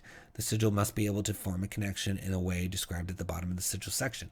So this is a complicated class. There's a lot going on, but I like it. I like that you can have, different seals. You can have sigils. You can really play with calligraphy and glyphs and all these kinds of things that we think of when we think of fantasy and writing and art. Painting even you could probably involve in this, because there's the battle brush, you've got the ink and the quill. I mean, there's just so many ways to engage this. I think it's going to be really fun. Just story potential of like, oh, I need more ink, or I need more paint, or I need more of this, right? It's going to be fun to see how that plays out. But I like how versatile it is, because they've split the subclasses into 2, and then they give you so many options. I could see here, I think there's 8 for one of them, and then 7 or 6 for the other. So quite a bit of options to choose from. So really fun. Check it out. It's in the links below under Sealer. Give it a click. Next, you have Vault of Draconic Magic Items, which is already a best copper seller in its first week, by Paolo Devolio, and it's $4.99 for the 34 pages in this book. So it says, unearth new magic items and explore the power of dragons. So you get 50 new magic items, 50 plus, that revolve around the lore, magic, and power of dragons. You get a deck of Dragon's Luck, a legendary item inspired by the deck of many things. 3 new dragons of legend that can act as patrons and antagonists, with several new magical objects related to them. Items of all rarities, from common to artifact, inspired by dragons from all around the multiverse. Illustrations for almost all of the presented items. So cool, and you can see how nice it looks. And there's also a bundle down here that you can get 2 books together. You get the monsters, the 𝙬𝙬𝙬𝙬 compendium with it. So you can click our link to get here, and then come down here and get the bundle. And it's only at like $1 more to get the bundle. So I would encourage you to get the bundle if you're going to get it. All right. So looking inside, intro, how to use it, new dragons, and then you get your magic items. There's a ton of those. So the Amber Egg of the Groundling, all the way to Wormslayer. So you get a bit about the new dragons. But I want to see if we can read one of the items, because principally this book is about items. It does have the dragons, but so you can see a decent amount of each rarity. So you got common, and then you got uncommon plus and uncommon, and then you got rare, and then very rare, legendary, a few legendary, 2 artifacts and 3 legendary, but a good assortment of all of them. I think that's a good spread. You don't want too many artifacts and legendary. You don't want too many common. So it seems like that middle section has the most uncommon to very rare, which seems right. So that's cool. It even tells you in that table whether you attune with them. So that's good. So let's read about the Amber Egg of the Groundling. It's a wondrous item, uncommon +1, or it can be rare +2, or very rare +3. If you are attuned to this egg-shaped drop of ember, you can use it as a spellcasting focus for your spells while carrying or holding it. Additionally, you gain a bonus determined by the egg's rarity to spell attack rolls and to the saving throw DC of your druid and ranger spells. The egg has 3 charges, and it regains 1d3 expended charges at dawn. And you can use the charges to do the following. As a reaction, you can expend 1 charge while failing a concentration check to maintain a spell that summons a creature. You automatically succeed on that concentration check instead. As an action, you can expend a charge to cast Animal Messenger without components if you wish to do so. The egg also summons a tiny animal from the ancient past that you can only use for this purpose that lasts as long as the spell. Even if you are not attuned to it, you can crush a rare, very rare amber egg and destroy it to cast the reincarnate spell, ignoring any component. The spell cast this way has a casting time of 1 action, and the new body for the reincarnated creature is automatically a dragonborn. An amber egg is used in this way, loses all of its magic power. So I like that. It's got, animal messenger stuff going on for like normal uses. But in a pinch, and it sounds like this is even true of an uncommon one, or whether it's very rare, or uncommon, you can use it to cast reincarnate. So that, I love that. That's a real nice, in a pinch situation, you can use that. So very cool. And they got the blue crystal staff. Amber egg. Here's the amber egg. Boots of dragon striding. So tons of items in here. Let's read about the Cape of the Solar Scales. It's a wondrous item, uncommon, requires attunement. When you wear this cape, you are immune to any negative consequences inflicted by light effects or heat that are not damage, like the blinding condition or the disadvantage on rolls from the heat metal spell. Additionally, if you are taking 10 fire damage or less, you are immune to it. So yeah, that's going to be helpful. And it sounds like it's an uncommon level effect, so very cool. Yeah, I mean, this book is packed with items. If you need items, this book is a good option to get you there. So check it out. It's in the links below under Vault of Draconic Magic Items. Give it a click. Next, we have Wolf in Merchant's Clothing. It's a 4th level adventure for 3 to 5 players by Cage or Carrie Jo Freudigman. And it is $4.99 for 17 pages. And it says, not everyone is as they seem. Many moons ago, an ambitious family of merchants with new wealth sought to expand their reach. They quickly abutted Lord Alex's dominion. Alex, a very territorial noble, wished nothing more than to maintain their keep. So they did what any conniving aristocrat would do and tricked the family with a false trade deal. Instead of meeting their contract, the family was greeted by a pack of werewolves.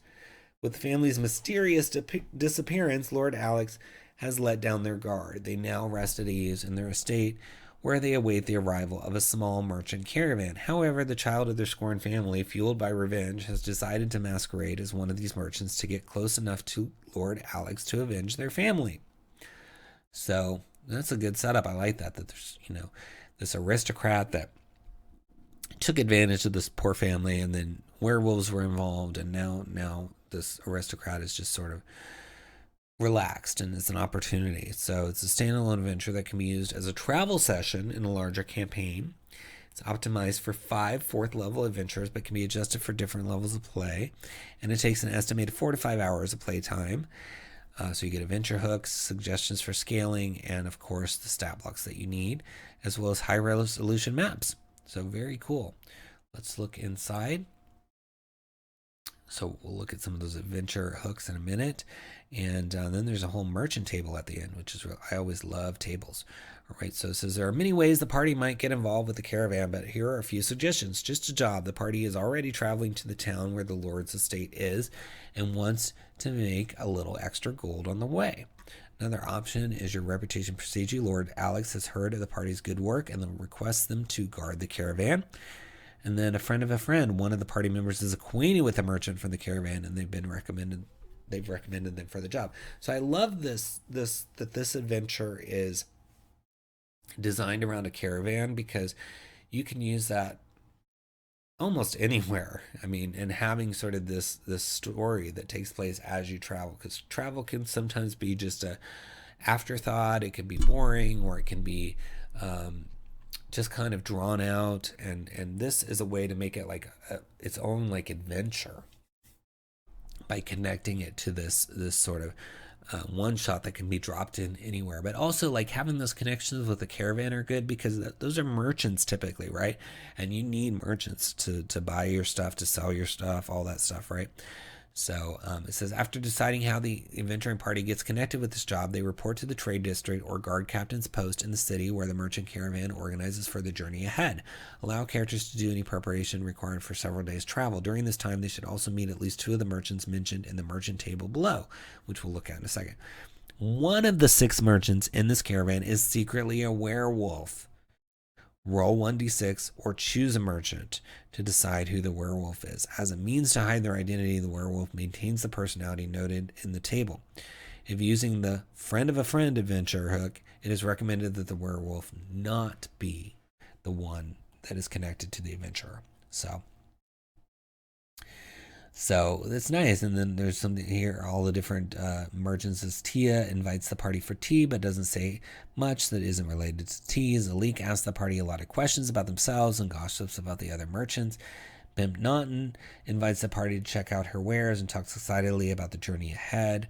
So each of these are so different. I like that. I appreciate that because, if you're going to, as a DM, roleplay all of these, it's nice to have some sort of advice on how to differentiate them. Because if you have to roleplay 6 different characters, they can easily all sound the same, right? So I appreciate that this author, Cage, has given all that information here to help you. So here's the table with them, and it says Tia is a quiet, closed book type. They don't say anything more to the adventuring party than they have to. And we saw earlier she talks about teas a lot, so she might talk about that, I guess. But that's what she sells, so she should know about teas and spices and herbs. And then Zalik, quick-witted and very observant. She hears almost everything, and no secret is safe from her. Oh, and I pronoun Tia. Tia's they, them. Sorry about that. So they talk about teas. And Zalik is quick-witted and very observant. She hears almost everything, and no secret is safe from her. So yeah, that could be a fun one to really play out, because if at some point someone becomes aware that someone's a werewolf, then Zalik, being very observant and no secret is safe from her, could be maybe one to sort of start accusing some of them, or saying, well, I know this secret about Tia, and they da-da-da-da, and then next thing you know, Zalik is maybe pointing you in the right direction, or maybe throwing you off the trail, right? So that's a good trait to have for one of these merchants. I like that. 𝘏𝙀𝙀, emotional and a touch dramatic. She's the first one to shed a tear if anything tragic happens. Yeah, I like how different they are. So cool. And they have different weapons too. Quarterstaff all the way down to sickle. And then they all sell different things, including Thava, who sells books. So I think even having these merchants just around as options for, settlement or a caravan on the way, even if you don't play this adventure, although it sounds like a fun one with, sort of a werewolf hiding, just having a populated caravan could be good. So I think this is really a good one to grab, to just have on hand, either for that one shot for travel, access to merchants with personalities, access to merchants that sell these different kinds of things. You need lots of merchants, so you need to grab this. It's in the links below under Wolf and Merchants Clothing. Give it a click. Well, that was our last new release for one of the sites. Before we move on to the second site, a few announcements for you. First of all, please subscribe to the channel, like the video, and leave us a comment. All those things help us get the word out. More people find the videos and get to know about all these great releases if you can do that. And I'll respond to all comments personally. If you can click those links in the video description and support all these awesome creators that we featured this week, that really helps them. This business is tough, so you want to help encourage them to stay in it and creating these awesome titles for you to enjoy and bring to your table. And if you click any of those links and make a purchase, even if we didn't talk about it today, it's going to help support the channel through a small affiliate fee. So we really appreciate it when you do your shopping with us. That's awesome. And if you really want to take it to the next level to support us, you can purchase one of our books. You can go to splinterverse.com to read more about all of those, or click the links in the video description in the section we have on our books. And I'll just tell you about a few of them here now. So our latest one is the Dragonlance Companion. It's 180 pages for DMs and players to really get into Krynn. Everything from subclasses to races, including classic ones like Draconians and half-ogres and Thanoi, as well as 2 full-blown adventures, a tier 1 and a tier 2 that you can link together for a full campaign. We've got monsters, magic items, encounters, new types of items like legacy items and even herald items that are connected to the gods, which we profile in massive detail so that you can use the piety system to really interact with the gods. So there's just so much to be found in there for Dragonlance and Krynn if you're into that, or if you want to take these things and put them in another setting, of course. And it's available in print as hardcover or digital, or you can get both for this combo price, where there's no extra charge for the digital. So that's always very cool. Then we've also got Swarms of the Multiverse, which is over 180 pages dedicated to brand new monsters that have some sort of connection to swarms, whether it's they form swarms, they summon swarms, or they control swarms. Each of the 70 new monsters in this book have some sort of connection, and we give them lots of space in the book. Each monster gets a minimum of 2 pages, so you get lots of lore, you get tactics, you get a playlist of the moves that they would use on their stat block. So if you want to quickly run it without reading too much, you can just go through the playlist. We've also got associated things like magic items that are connected to some of the creatures, demiplanes, full demiplanes that you can explore with some of these creatures as well. Then we've got rules for you to create your own swarms that are balanced for 5th edition, so that's really helpful. And then we have other types of swarms like environmental swarms that don't even have hit points, but are more like hazards or puzzles that your party will have to pass through on their way to whatever the next adventure is. So tons and tons of stuff to really bring swarms to life and help you make a swarm out of any creature, whether it's third party or an official Wizards release. You'll be able to confidently make those swarms using those balanced rules. And again, it's print or digital.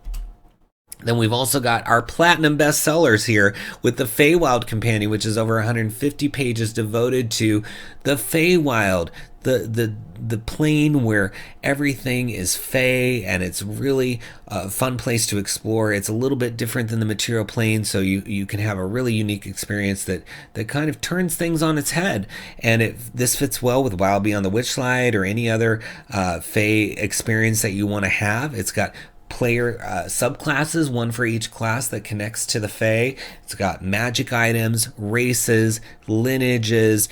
It's even got trinkets, a new type of item called Flowers of the Feywild, which is a new consumable that helps you really feel like you've gone to a fantastical place. But these flowers can be used as a consumable item or like an environmental hazard, which is fun. We got a brand new Domain of Delight with a beautifully illustrated map in the same style as the one in Wild Beyond the Witchlight for Prismeer. We've got full adventures, encounters, monsters.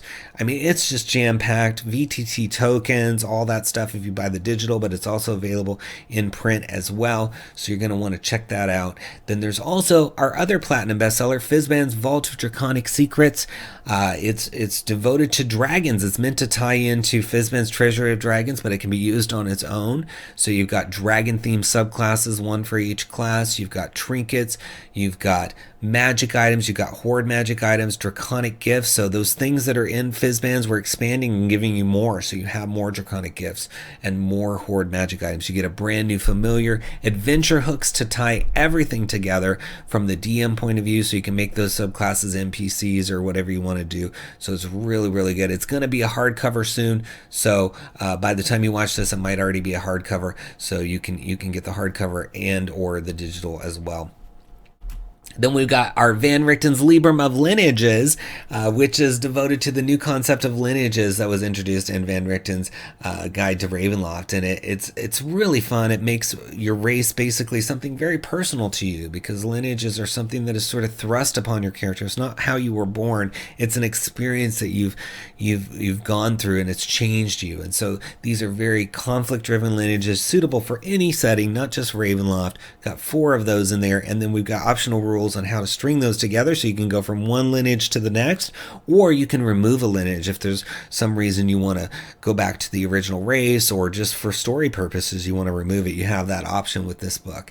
And then we've got Potions Unlocked, which is print or digital, and it's over 100 pages, and it's really devoted to taking potions, which are kind of a run-of-the-mill thing where you just say, oh, I'm going to take a healing potion, oh, I'm going to take a healing potion, and make them fun again. It's got optional rules for taste, smell, overdosing on these potions, how to craft the potions, even with the 30 new potions in here with really cool artwork, we've gone and given you really in-depth origin stories for each of them that you can have a vendor relate to the players, or you can turn it into an encounter if you want to have the players be responsible for the creation of some of these potions. We even have potion themed locations, including a potion shop with 2 different stories and a whole set of maps, so you can go to each of the layers of the potion shop, different vendors that are profiled with full inventory lists, a school where you can learn to craft potions and experience various encounters and adventures,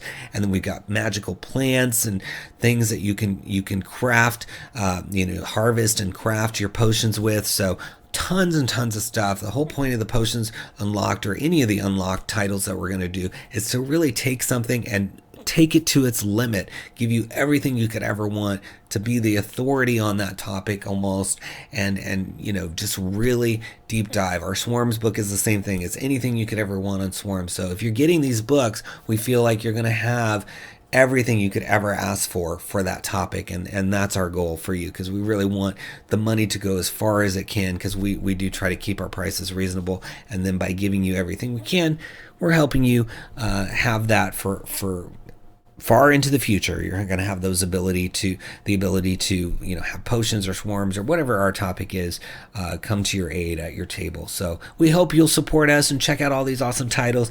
Feel free to ask questions in the comments or anywhere if you're interested and unsure. I'm always here to help you.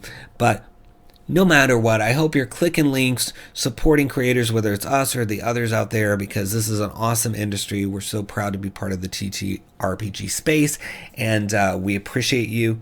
So now let's move on to the other site and their new releases. Our first drive-through title this week is 5e Foes, a video game bestiary from Michael Tresca. It's normally $3.95, on sale for $4.99, and it's bringing you all new steampunk monsters inspired by video games, with over 50 of them inside. And it's a 60-page book, and it says, ever want to pit your heroes against your favorite video game? Now you can, with creatures drawn from arcade classics. Inspiration for these monsters range from shooting waves of flying opponents to gobbling dots while navigating mazes, jousting enemy knights on flying mounts, to hiding in mushrooms while dodging clockwork centipedes. If it hops, chomps, or stomps, it's in here. From the bounce sphere to the chomp work, from the unstoppable megapede to hop squirts and toad kings. So you're getting 28 constructs, 6 plants, 2 dragons, 2 elementals, 2 fiends, 1 aberration, and 1 giant, with the challenge ratings ranging from 1/2 to 11. And then you've got variants of some of the creatures as well. So, I mean, just looking at the cover, you can see some classics like Pac-Man and Millipede and some of the other, or Megapede. I can't remember what that game was called. I think it was like Millipede or Megapede or something. Anyway, Frogger, some of the other ones are probably more recognizable to the viewers. I was in and out of video games growing up, so know some of them, but not all of them. All right, so looking inside, you get to see like the end of the table of contents. You can see some of them. There's the sun work, and then there's variations where it's like a crab work, a crocodile, a golden toad, etc. You got a lava troll, you got the vril works, including the bounce sphere and the mannequin, and others. So really fun stuff. I think there's a lot of uses, right? You can use this in a modern setting, make them basically actual video game things like the movie Pixels, or you can use them in a steampunk setting, as the cover of the books talks about, where these were constructed somehow, or you could use them in a fantasy setting where things have just sort of been created through magic. There's so many ways. I mean, you think video game stuff, you just immediately go to modern or futuristic or sci-fi, right? But I want you, when you look at this book, to keep in mind there's tons of uses for these creatures, and you can even reskin them to something else if you want. But I could see a spirit-like Pac-Man of some kind, maybe made out of machine parts, or maybe it's magical. So we'll look at what we see in here. But on the cover, there is a Pac-Man like creature, so I'm expecting one in the book as well. It says, at some point, every game master is considering putting their players against something many veteran gamers are familiar with, their classic video games. Tabletop role-playing games predated most video games, such that they ended up influencing an entire genre of what would be termed computer role-playing games. So yeah, that's so true. I mean, the influence of Dungeons and Dragons, I mean, you see it in World of Warcraft, you see it in Diablo, you see it in so many of the games that are out there. But you know, Dungeons and Dragons was also influenced by literature, Lord of the Rings, The Hobbit, all that stuff, right? So there's everything influences everything basically. So it's nice though to see that it's coming back the other direction, and that video games could creep into Dungeons and Dragons with us. So it's talking about the tags and how that works. It says they were built using the item. These creatures were built using the item creation rules from 5e RPG Steampunk Adventures.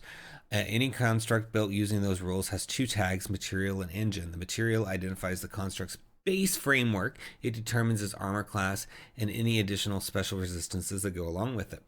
The engine determines how the construct works. This matters most when constructs are destroyed, as they have the potential to explode. So yeah, that's a nice little extra bonus feature.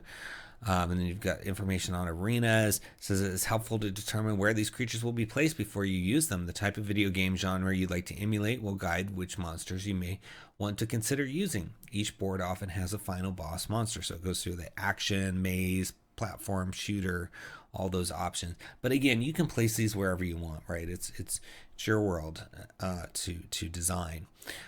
So they've got the blastwork autocannon in here. And the stat block for that says, essentially mobile defense systems. These autocannons attack any living creature they detect and fire at them.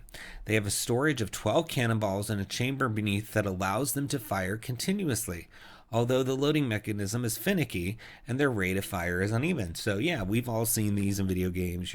You've got a little character you're trying to get across the screen somehow, and these cannons are firing at you, or something similar.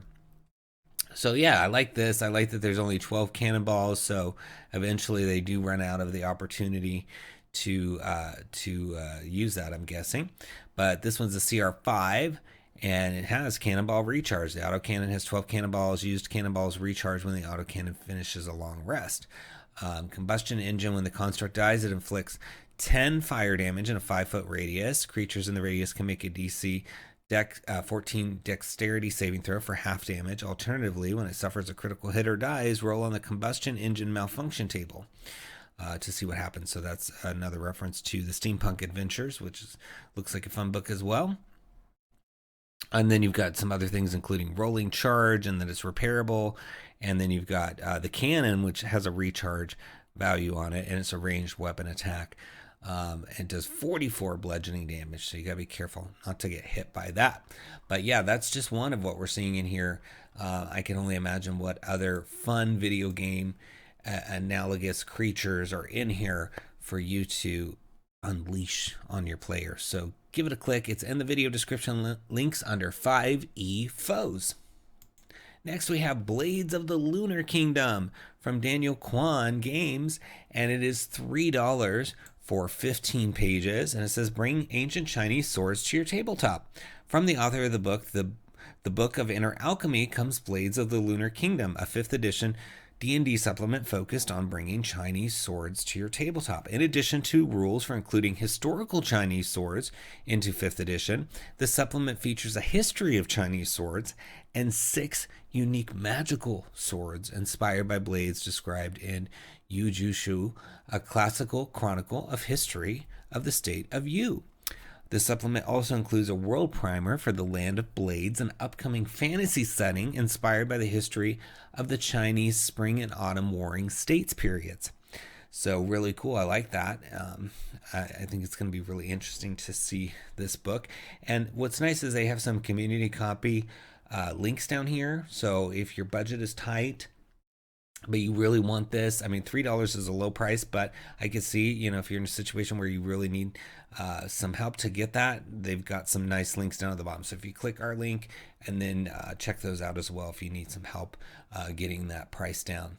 All right, let's look inside. You've got 2 of the pages to look at of the 15. So getting a little bit of information about the land of the blades of 𝘬𝑗, and it looks like one of the characters that might give you the blades. So that's cool. And then you've got another, it looks like an item here, the 𝘬𝙤𝙤, the Noble Shadow. So we'll look at both of these pages a little bit. It says, also known as the Lunar Kingdom, the Land of Blades consists of the region forming the frontier of the seas to the south of the Radiant Lands. It is known as a land steeped in tradition, where the people are hardworking and honest, forged from centuries of bloody conflict. Its name comes from the region's famed blacksmithing traditions and legendary sword masters. For the past 500 years, the region has been under the domain of the Yu dynasty, a line of kings and queens descended from a legendary swordsman who brought peace to the land. So, get a little backstory on this upcoming setting, which has sort of this Chinese feel to it. It's based on some of the Chinese history, so that's cool. It says, swordcraft is held in high esteem in the Lunar Kingdoms. It is an art above all others.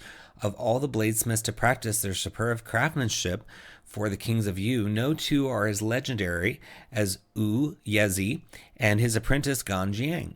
Together, and as individuals, they have forged countless swords of legendary quality, imbuing them with godlike abilities and even sentience. So yeah, there's going to be some fun swords to be had in here. So you get a little bit about 𝘬𝙤 here. This is known as the Blade Giver. Master 𝘬𝙤 is the most renowned swordsman in the Land of Blades. He is famous for forging the blades Zanlu, Juk, Chunjan, and Lungquan. I'm sure I'm butchering these pronunciations. I'm sorry. Appearance, simple clothing, a well-kept beard, and long hair tied in a top knot. He's got a low and mumbling voice. 𝘬𝙤 doesn't say much. So that's great. I love that they have this voice description because, if you're DMing this, knowing kind of how to choose what voice you're going to use, narrowing it down is really helpful. It says his allegiance is only to his art, driven to forge a blade so perfect that gods won't take note, or the gods would take notice.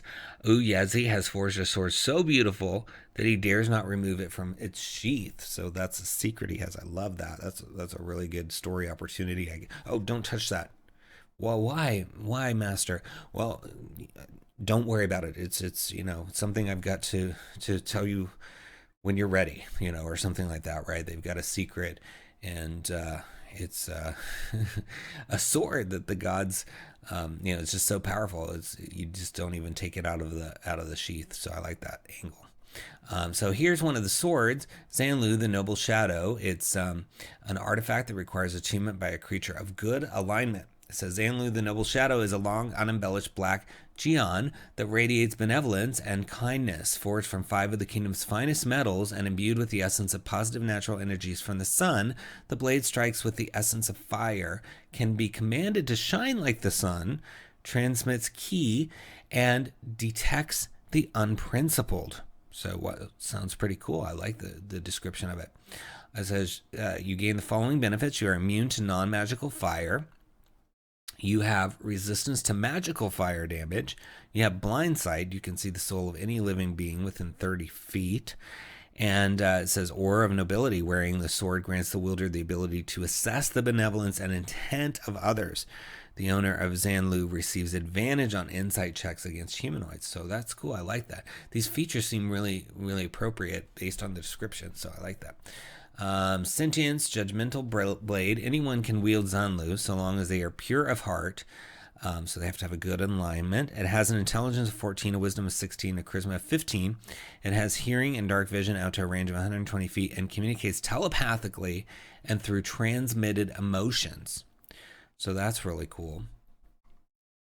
And then it gives you a little bit about its personality. And then you get some combat effects. It says you gain a +3 bonus to attack and damage rolls made with this magical sword. It has the following additional properties. As a bonus action, you can utter a command phrase, and it gives you a sample one, which I like. You don't normally see that. It says, Noble Shadow, bring truth to my vision. I like that. To wreath the blade in black flames that cannot be extinguished through non-magical means. These flames do not generate any light, but are as hot as the sun, dealing an additional 2d6 fire damage with each successful attack. Upon a successful attack, the target is set ablaze with magical black fire, taking persistent damage. that does not stack at the end of each turn. If the target affected by this effect is reduced to 0 hit points, they are turned to ash along with all their non-magical items. Only effects that extinguish magical fire can remove persistent damage caused by the flames of the noble shadow. And then also, one last thing, so long as the wielder carries Zenlu, they gain the ability to cast the following spells once per long rest. So you get Zone of Truth, Darkness, Fire Shield, Protection from Evil and Good, Sunburst, and Wall of Fire. So I like that. Very cool theme to it, very fire-oriented. Yeah, I could see this being a really fun one. I love that it has sentience and that you get your own command phrase. I mean, I think it can be fun to come up with your own, but having a suggested one is something I haven't seen before, and I like that. I think that's really cool. So it looks like a lot of fun stuff in here to get some really different swords going in your campaigns, some that have some Chinese inspiration and connection to a future setting. Of course, you can change it to whatever setting you want, but it's nice to know that if you do like what you read in here, that there's going to be more in the future from Daniel Kwan Games. So very cool. I'm enjoying it quite a bit, what I can see here. So I hope you check it out. It's in the video description links under Blades of the Lunar Kingdom. Give it a click. Next, we have the Bone Briar, an original Orator's creation for 5th edition, $3.95 for 17 pages. And authors Reese Pesta and some writing guy. It says, prisoners of a power-hungry skeletal monstrosity have escaped its dastardly pocket dimension. Now calls for an adventuring party to call the creature have been made. Normally, a more experienced group would be sent on a dangerous mission like this, but the only group to heed the call will have to make do. Send your players into another realm in this adventure. It will undoubtedly challenge your 5th level adventurers and prove deadly to those who throw caution to the wind. This is the original Orator's first dungeon available in their Patreon series of adventures. So you get a challenging 1 to 2 session dungeon with clear instructions for engaging storytelling. Borelzyke, the Bone Briar, wonderfully designed antagonist that has easy-to-use roleplay instructions, full-color dungeon map, instructions to lower the difficulty for tables that wish to focus on less on the character struggle, and then 4 custom monsters ready to combat any unwary adventurer. So really cool sounding book here. So looking inside, you get to see 4 of those 17 pages. So it talks about how to reduce the stakes and just kind of some general information. And then you get into some of the actual adventure with some fun read-along text. So it says this pocket dimension appears as a dimly lit pink void. In this void exist several fungal-infested platforms that float without reason over a vast purple sea. The smell of mold is ever present, and the wetness in the air gets stuck in any living denizen's throat. Someone who falls into the abyss and contacts the fluid immediately dies as its molecules are scattered across the dimension. Ooh, don't want to fall there. So you got to stay on those platforms. So that could be fun to explain. Maybe have an NPC fall over or some creature falls over and then you realize, oops, not good. So let's see. Entry via portal. No matter where the portal is placed, it is currently closed. It must first be activated by recompleting specific circle of runes in that location. This serves as the sleeper domain's only entry and exit point. Upon utilizing the runes stored in Borelzyke's throne, the resulting portal will return passers here. So it says, forming a wide circle around a flat open space are a total of 8 pillars with small empty square inserts. All but 2 have had their inserts removed, which are piled within the center of the circle loosely. It appears as if those that remain are stuck in place due to a buildup of barnacle-like growths. So that's cool. A little puzzle you got to figure out. And shows you the different pillars and then which ones already have their rune inserted. So it talks about how you might recognize the rune if you speak Dwarvish, etc. And then once you're done with all that, it says, as soon as you move the last rune in place, the portal flashes to life. Cosmic colors fill the area, racing around you before settling around its center in a pink hue. Expanding and growing to a height of 8 feet is an ovoid gateway, a portal. Upon entering, you fall onto something soft and pink. As you stand, the ground depresses ever so slightly under your weight. You immediately note that there is no portal behind you. You'll need to find another way out. Looking around, you realize you are on one of many floating platforms made of an odd, occasionally crystallized fungus. Beyond these islands is nothing but a pink void. The thick, damp air smells of heavy mold that stings your nose. There's no sun here, nor are there shadows. Everything is dimly illuminated in every direction. There's only one clear path directly in front of you into a forest of tree-sized mushrooms. For 10 minutes, you traverse this odd dimension. The forest of fungus before you gets ever thick, and the path you follow only gets tighter as you go on. So, good little flavor to get you into the feeling of this pocket dimension and dealing with this path before you to get to the Bone Briar's lair. And it looks like you're going to have to deal with shadows and other things as you dig into this adventure. It looks pretty fun. I like this notion that you're on this sort of different plane, the sleeper's domain, sort of a pocket dimension, and that it's different there. Things can fall over and die, by falling off these platforms, and it has its own smell, and then even to get there, you got to put all these runes in a certain order. So I think this could be really fun, especially people that enjoy puzzles, kind of that fun interactive element, and then, the fantastical location, and then the combat as well. So you're getting quite a mixture of things going on in here, which is always nice, especially for a one-shot. So check it out. It's under Bone Briar in the links below. Give it a click. Next, we have Delving Into the Chronicles 1. And it looks like it's part of the Chronicles of 𝙬𝙘 campaign setting, and it's from Tacitus Publishing, $4.99 for 37 pages. Authors James Abendroth, Zachary Barr, Tristan Fischel, Beth Jones, K.M. Kolvosik, and Mark Thomas, and it's for 5th edition. It says, welcome to our first issue of Delving Into the Chronicles. You are about to get a taste of what is to come from the Chronicles of 𝙬𝙘 campaign setting. Sorry if I'm mispronouncing that. Each section offers something new and exciting about the world, from short stories and chroniclers' journey entries to new class features and menacing beasts stalking the lands. In this issue, we delve into the elements and their influences on the various people who live in the north, and creatures, both infused beasts and unusual elementals. Including is an adventure that places the party in the middle of a heated dispute and a side quest where the adventurers must discover the mystery behind the disappearance of some young initiates. Bangs and Claws introduces 3 elemental lovelies, the Moonlit Wind, Geyser Viper, and Hydro Constrictor. And this is only the beginning. There's so much more. 6 new subclasses, 6 new monsters, an adventure, a side quest, and 2 short stories. So yeah, you're getting kind of a grab bag of different things that are going to introduce you to the Chronicles of 𝙬𝙘. And here is what's inside. So we'll look a little into it here. It looks like you get a new druid circle called Circle of the Elemental Influence. It says your ability to tap into the elemental energies flowing throughout the natural world allows you to draw significant power from the elements, infusing your wild forms and summon natural allies, while granting access to an increased array of elemental spells. So it looks fun. And then down here you can see there's some spells that presumably you're going to get access to with this Circle of the Elemental Influence. So you got Earthen Shard, Elemental Rupture, Phase Sight, Raptor Strike, etc. So let's read one of these. Raptor's Rage, 7th level.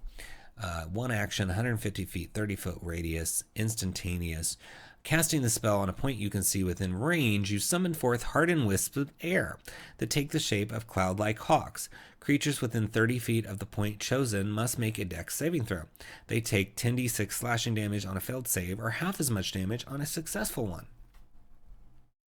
So yeah, that could be a fun one. And then you got Moonlit Wind. It looks like it might be story, I'm not sure, but Shatter Shield, 2nd level conjuration, 1 action, self is the range, concentration up to 10 minutes. You summon an earthen shield to your free hand. You are bestowed with a +2 bonus to your AC when used.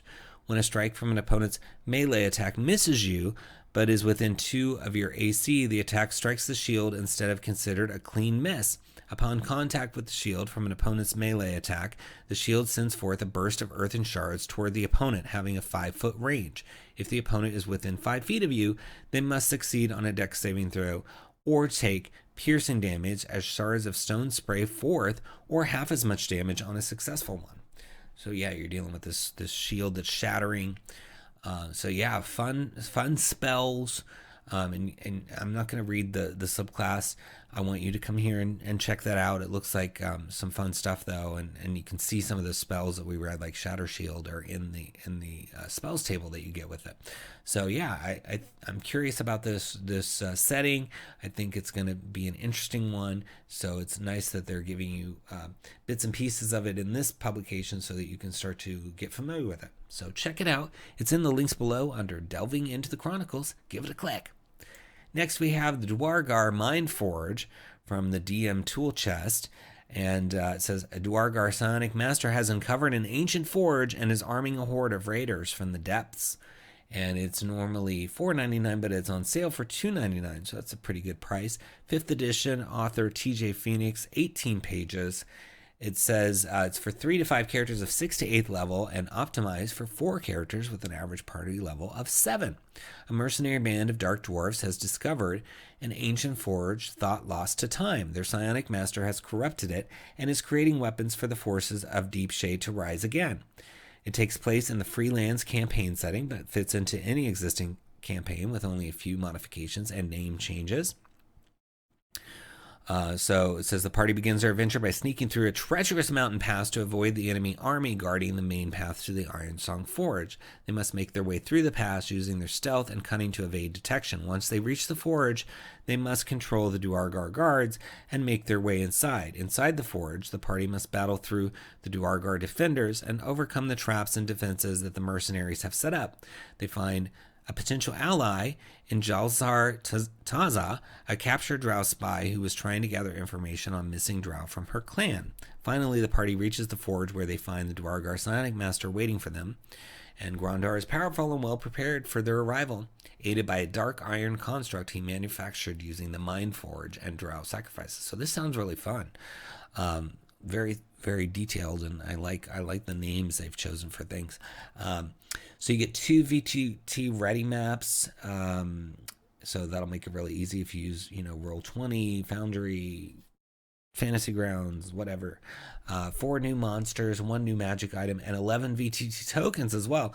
The DM tool chest always brings it. You get, look at this, you get all of this. So a beautifully laid out PDF, and then all of these things to go with it. So I love it. Let's look inside. So very nice artwork, and gives you information on running the adventure, the background, the summary of it, and then even some hooks here, so starting the adventure. And then you've got some mountain encounters, so a nice little encounter table. That's fun. It says you've heard the rumors of an enchanted dwarven forge discovered in the motionless mountains, and you were eager to see what secrets it held, but the journey has been fraught with danger from the start. As you trudge through the snowy wilderness, you can't shake the feeling of being watched. The howling winds seems to whisper of hidden threats lurking in the shadows, and the frigid air bites at your soul. As the road leads you down into a snowy valley, plumes of black smoke curl in the distance. They billow into the sky just as a low whistle announces that you're not alone. 3 massive and muscular creatures erupt from under piles of snow. Their twisted bodies are masses of thick, knotted muscles, and they wield crude weapons that look like they could shatter bone with a single blow. A large, shadowy figure in a dark hood and cloak uncurls from within the shadow of a nearby boulder. The creature has a wicked grin that seems to mock your every move. His skin is as dark as night, and his gutter speak is almost unintelligible. Poor little rabbits, they look so lost, the troll sneers, his voice dripping with contempt. Let's help them out, boys. So, dealing with this troll right off the bat. So you've got 3 ogres and a shadow troll are among the dozens of mercenaries hired by Grondar to watch the roadways. So yeah, right off the bat, you're going to have an encounter. Love that. And here's a little mountain encounter table. So we'll just read a couple of entries on there so you can get a feel for some of the options. It says an avalanche is triggered by the character's actions, and each must make a dex saving throw to avoid being buried, taking bludgeoning damage, and being restrained in the snow on a failed save, or half as much on and not being restrained on a successful one. A creature can free themselves or another with a successful strength check or 1 hour of digging per creature. A pack of 4 gnolls, led by a gnoll priest, attack the character, seeking to capture and use them as sacrifices for their snow leopard deities. So already the first 2 sound really interesting and fun and different. They're not, sometimes you read an encounter table and it's like attacked by this group and then attacked by that group, and it's like they just switch out the groups. But you've got, different things here going on, an avalanche and a pack of gnolls. So I like that mixture. And just fun, nice layout, looks really clean, easy to read, very important for PDFs when you get those as well. So I love it. Good stuff as usual from DM Tool Trust, and I like that it integrates all that VTT stuff as well. And that price is low for this, so check it out. It's in the links below under Duergar Mindforge. Give it a click. Next, we have Halls of the Spider Queen by Elven Tower and Stained Carbon Maps. It's a level 6 adventure, and it's only $1.95 for these 8 pages. And it says this adventure is a special collaboration with another creator. And it says the characters start... let me back up. It says in Halls of the Spider Queen, the characters confront an arachnid monstrosity known as a Drider. The Queen of Spiders hides in Green Pine Forest and has corrupted most of its central area. The abomination commands armies of spiders, and the several attacks on Barleyton will end up destroying the entire settlement. Constable Valerie Owen needs help, and fast. So I like this because you're going to deal with this with Driders, which you don't often get to deal with. You got a Queen of Spiders, and it says the characters start this job ignoring that the Drider was a former drow priest. The elf woman was too ambitious and a heretic dreamer for the rest of her kind. They punished her and cursed her in the worst of drow ways. The poor priest lost her mind in the process, and her current state has made her forget who she was, but perhaps the hero's presence could trigger a distant memory of her. So that's fun, that the characters are right at the center of the story. They're triggering this memory. Something about them is triggering this memory. I love that. I love when the story just puts the characters right, the player characters right in the center. So cool. And I love that Elven Tower does these collabs with different creators too. So it's, you just never know what you're going to get with Elven Tower, but there's going to be quality because you get these gorgeous maps as usual, but you also get printer friendly versions, and they're ready for VTT because Elven Tower understands VTT for sure. So 8 pages you can look at, so you can look at the whole book, which is really kind, and you can kind of see if it's going to work for you. But these maps are gorgeous. Love this little campsite map. I mean, you can reuse this map for days. It's just got so many options as a campsite. And then reaching the Secret Cove section down here. Another great little map. I love this one because it's got sort of looks like almost like a collapsed pathway or something going through this water. So very cool. Spider nest, and nice little layered different level map there. Adventure conclusion. And there you go. There's this Queen of the Spiders, possibly. I'm not sure. I haven't read it all, right? But you can read it all. You can read it all by clicking here and looking at this. So it's nice. A nice little level 6 adventure. It says, Constable Valerie Owen summons sellswords and mercenaries in the region and offers a hefty bounty of 3,000 GP for tracking the spiders to their lair and finding a way to stop them. It is imperative to stop the spiders before their next attack, or else the town shall fall. Constable Valerie also mentions that the town's soothsayer, Madame Darlee, is a good source of information. So perfect setup there. But then another option is the characters are summoned to the Madame Darlee's home. The soothsayer claims she has seen the truth about the spiders in a dream vision. She claims the Spider Queen was once an elf priestess and that her vendetta is not against mankind but against her kin. She recommends trying to redirect her anger to the underworld. So that would be giving quite a bit away there. So, but it could be a good angle if you want them to go in more well-informed. So let's see what else we can read for you. So it says features of the crossing. So this is, you've got the Greenspine River. The stream is wide and deep, but its flow is slow enough that it can be mistaken for a still pond. It is 100 feet deep and harbors diverse fauna. Then you've got some dwarven remains. The dilapidated ruins of an ancient dwarven shallow bridge litter both sides of Greenspine River. The runic patterns are distinctly dwarvish and of great expertise. Sadly, little of its greatness stands. And then you've got the spider webs. The spiders don't swim, thus they use spider webs to pull the tree canopies on both sides of the river and create a strange insect-made structure. Cutting this passage stops the spider's forays for 2 days while it is rebuilt. So yeah, you can kind of see some of the spider webbing hanging in this artwork here.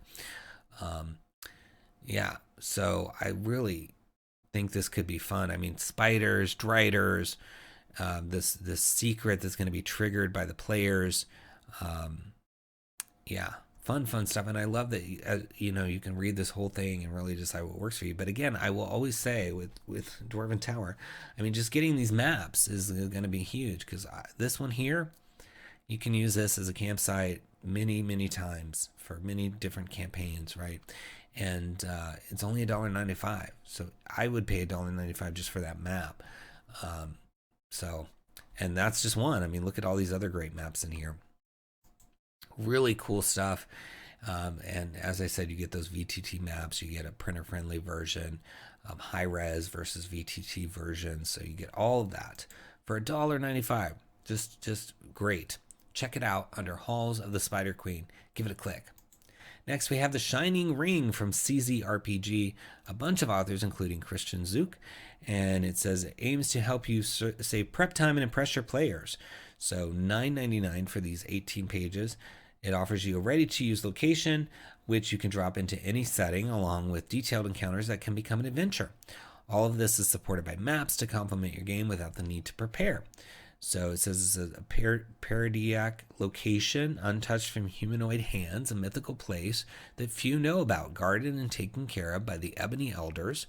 These marvelous plains are home to the golden dahlia, a rare flower with powerful healing capabilities. And now that a new unknown disease has taken place, many are looking to get their hands on these flowers. Can the characters handle the situation? So it's for a group of 11th to 12th level. So you get a location with lore, 3 detailed encounters that can become an adventure for 6 hours of gameplay, custom artwork, 3 battle maps with approximately 30 different versions. So really cool. Let's take a look inside. So you get the overview, running the encounters, the encounter challenge, and then the structure. It says recommended tier 3, and then it gives you adventure hooks. And then here's one of the Ebony Elders, it looks like. And then stat block for the Ebony Elder 11, CR 11, so that's good. What kind of abilities do they have? So they have a Grasping Vine, which is a melee weapon attack where you grapple. And then you've got Conjure Nature's Ally, which is once per day, the Elder summons 1 or more beasts to help defend the ring. So it can be giant eagles, giant crocodiles, giant scorpions, or giant ape.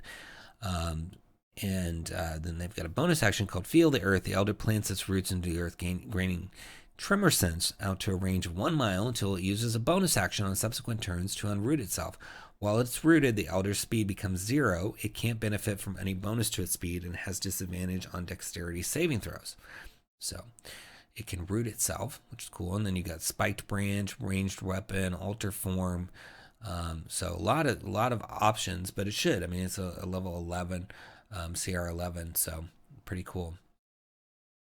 And let's read about them. It says, Ebony Elders, when the gods of nature and beauty created the shining ring, they breathed consciousness into a group of trees, tasking them with protecting the sacred grounds. The ebony sequoias thrust their roots deep into the earth, connecting themselves to all life in the ring.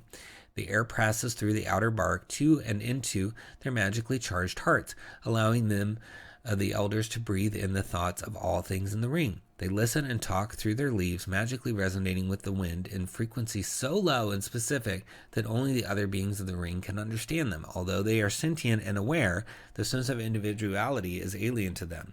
They live in complete harmony with the environment, with balance and equilibrium as the cornerstone of their existence. So cool. And it looks like they're shapeshifters, and they have they're connected to all nature through their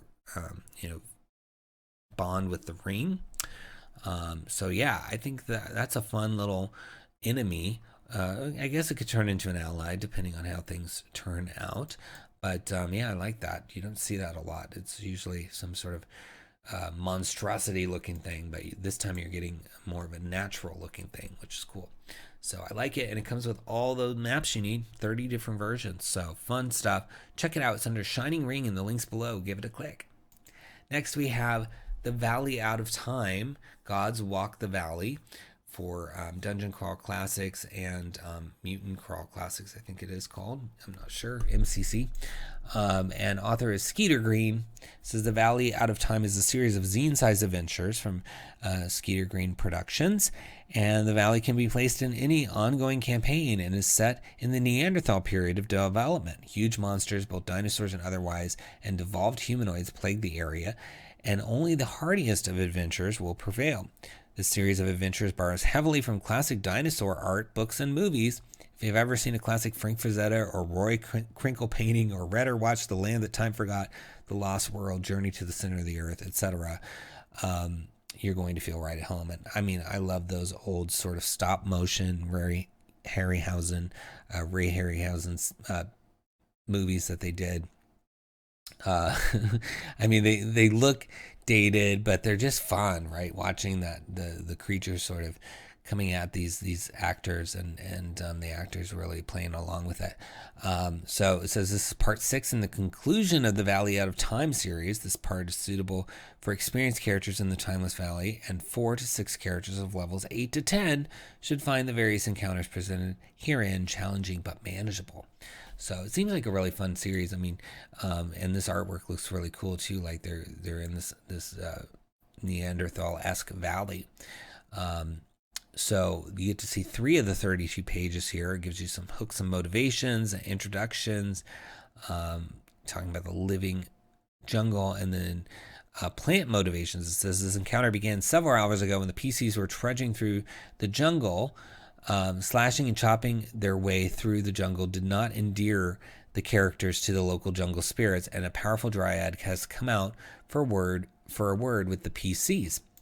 So they're in trouble with the dryad, and it gives you information on the dryad with the stat block here. And let's go back up and read a little bit about the motivation. It says, one of the judge questions asked when deciding on a module is, why are the characters here and what do they want?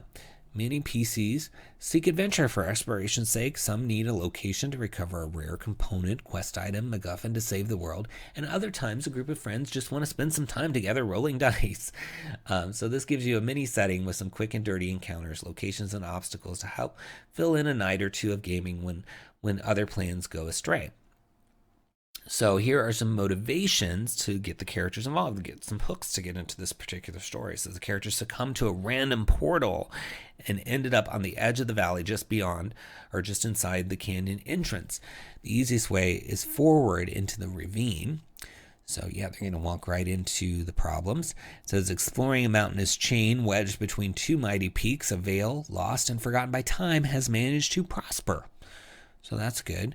A cabal of powerful entities has closed off access to a remote jungle region. Their motivations for doing so range from wanting to see how nature develops outside any human interference, to protecting an ancient artifact beyond the power of mortal beings to control, to imprisoning dangerous creatures to a refuge, or lounging area away from technological advancement. But it's a dimensional planar vortex where time does not flow the same as the surrounding plane. For every day in the valley, years pass in the outside world. So yeah, that could have some consequences when you get back to the real, quote unquote, real world.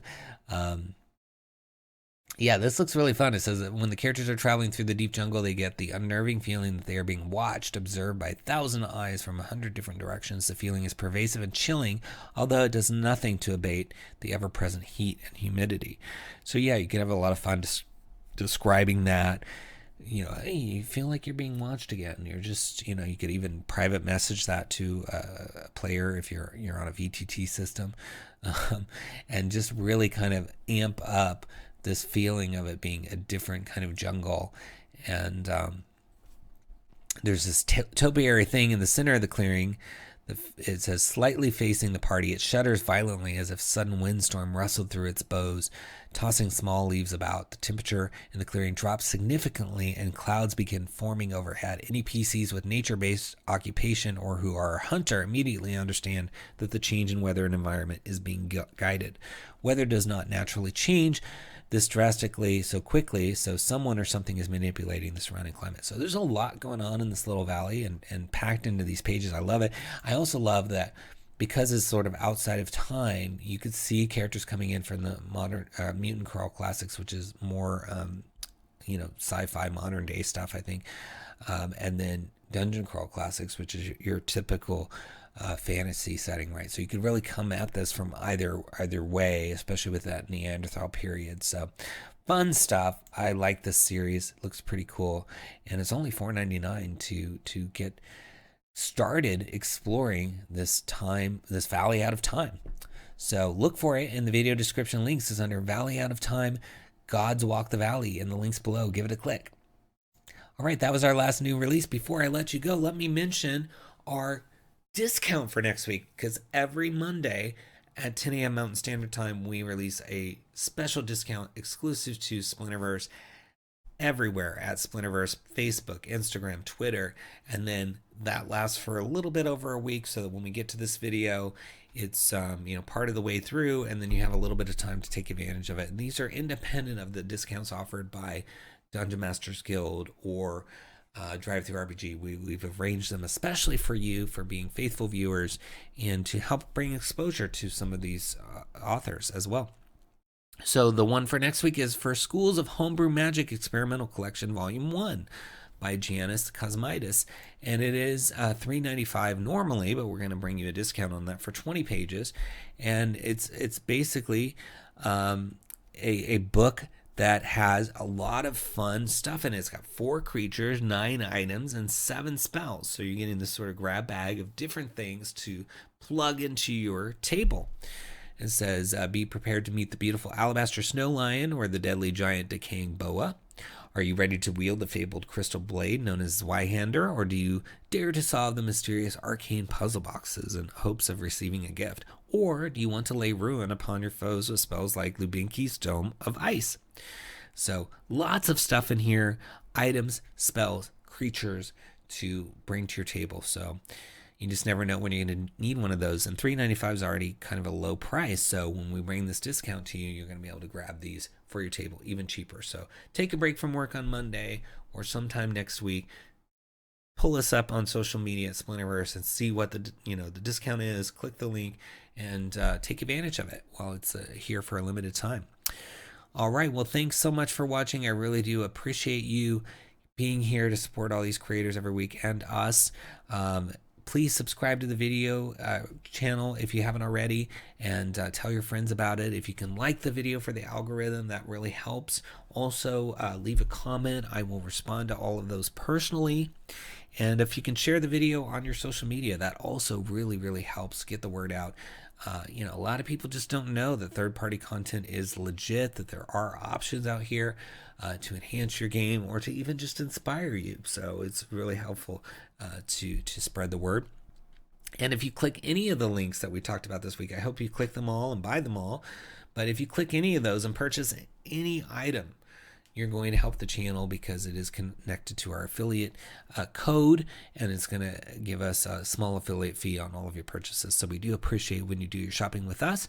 And if you want to be extra kind, you can go to splinterverse.com or check the links down below for all of our products. We've got 7 different books for you, including our latest Dragonlance companion. So it would be great for you to check those out and support us as well. And we always love your feedback. So if you get those, we'd love a review. We'd love to hear from you. Let us know what you think about them. And if you are a creator out there working on your books, I know it's a little crazy right now with talk of the OGL and all that stuff. I would just say to you, keep going. Don't worry about it. It'll all become clear what's going to happen. I know it's confusing. It can be scary, but right now we're just in a wait and see mode. And so I think the best thing to do is just keep working on your stuff. in the worst case scenario, if you're not able to publish down the road, you can always convert things into other systems or into novels, etc. So don't let your creativity get sapped by some of the discussions going on right now. I too am paying attention, trying to see what's going to happen, because it does affect me and everyone producing the books here, and even the consumers of these books. So, but as a creative, I also understand how that kind of noise can really disrupt your creativity and really disrupt your dedication to getting your work moving forward. So just tune that out. There's nothing you can do about it right now in terms of making the information come out faster. It's going to come out when it comes out.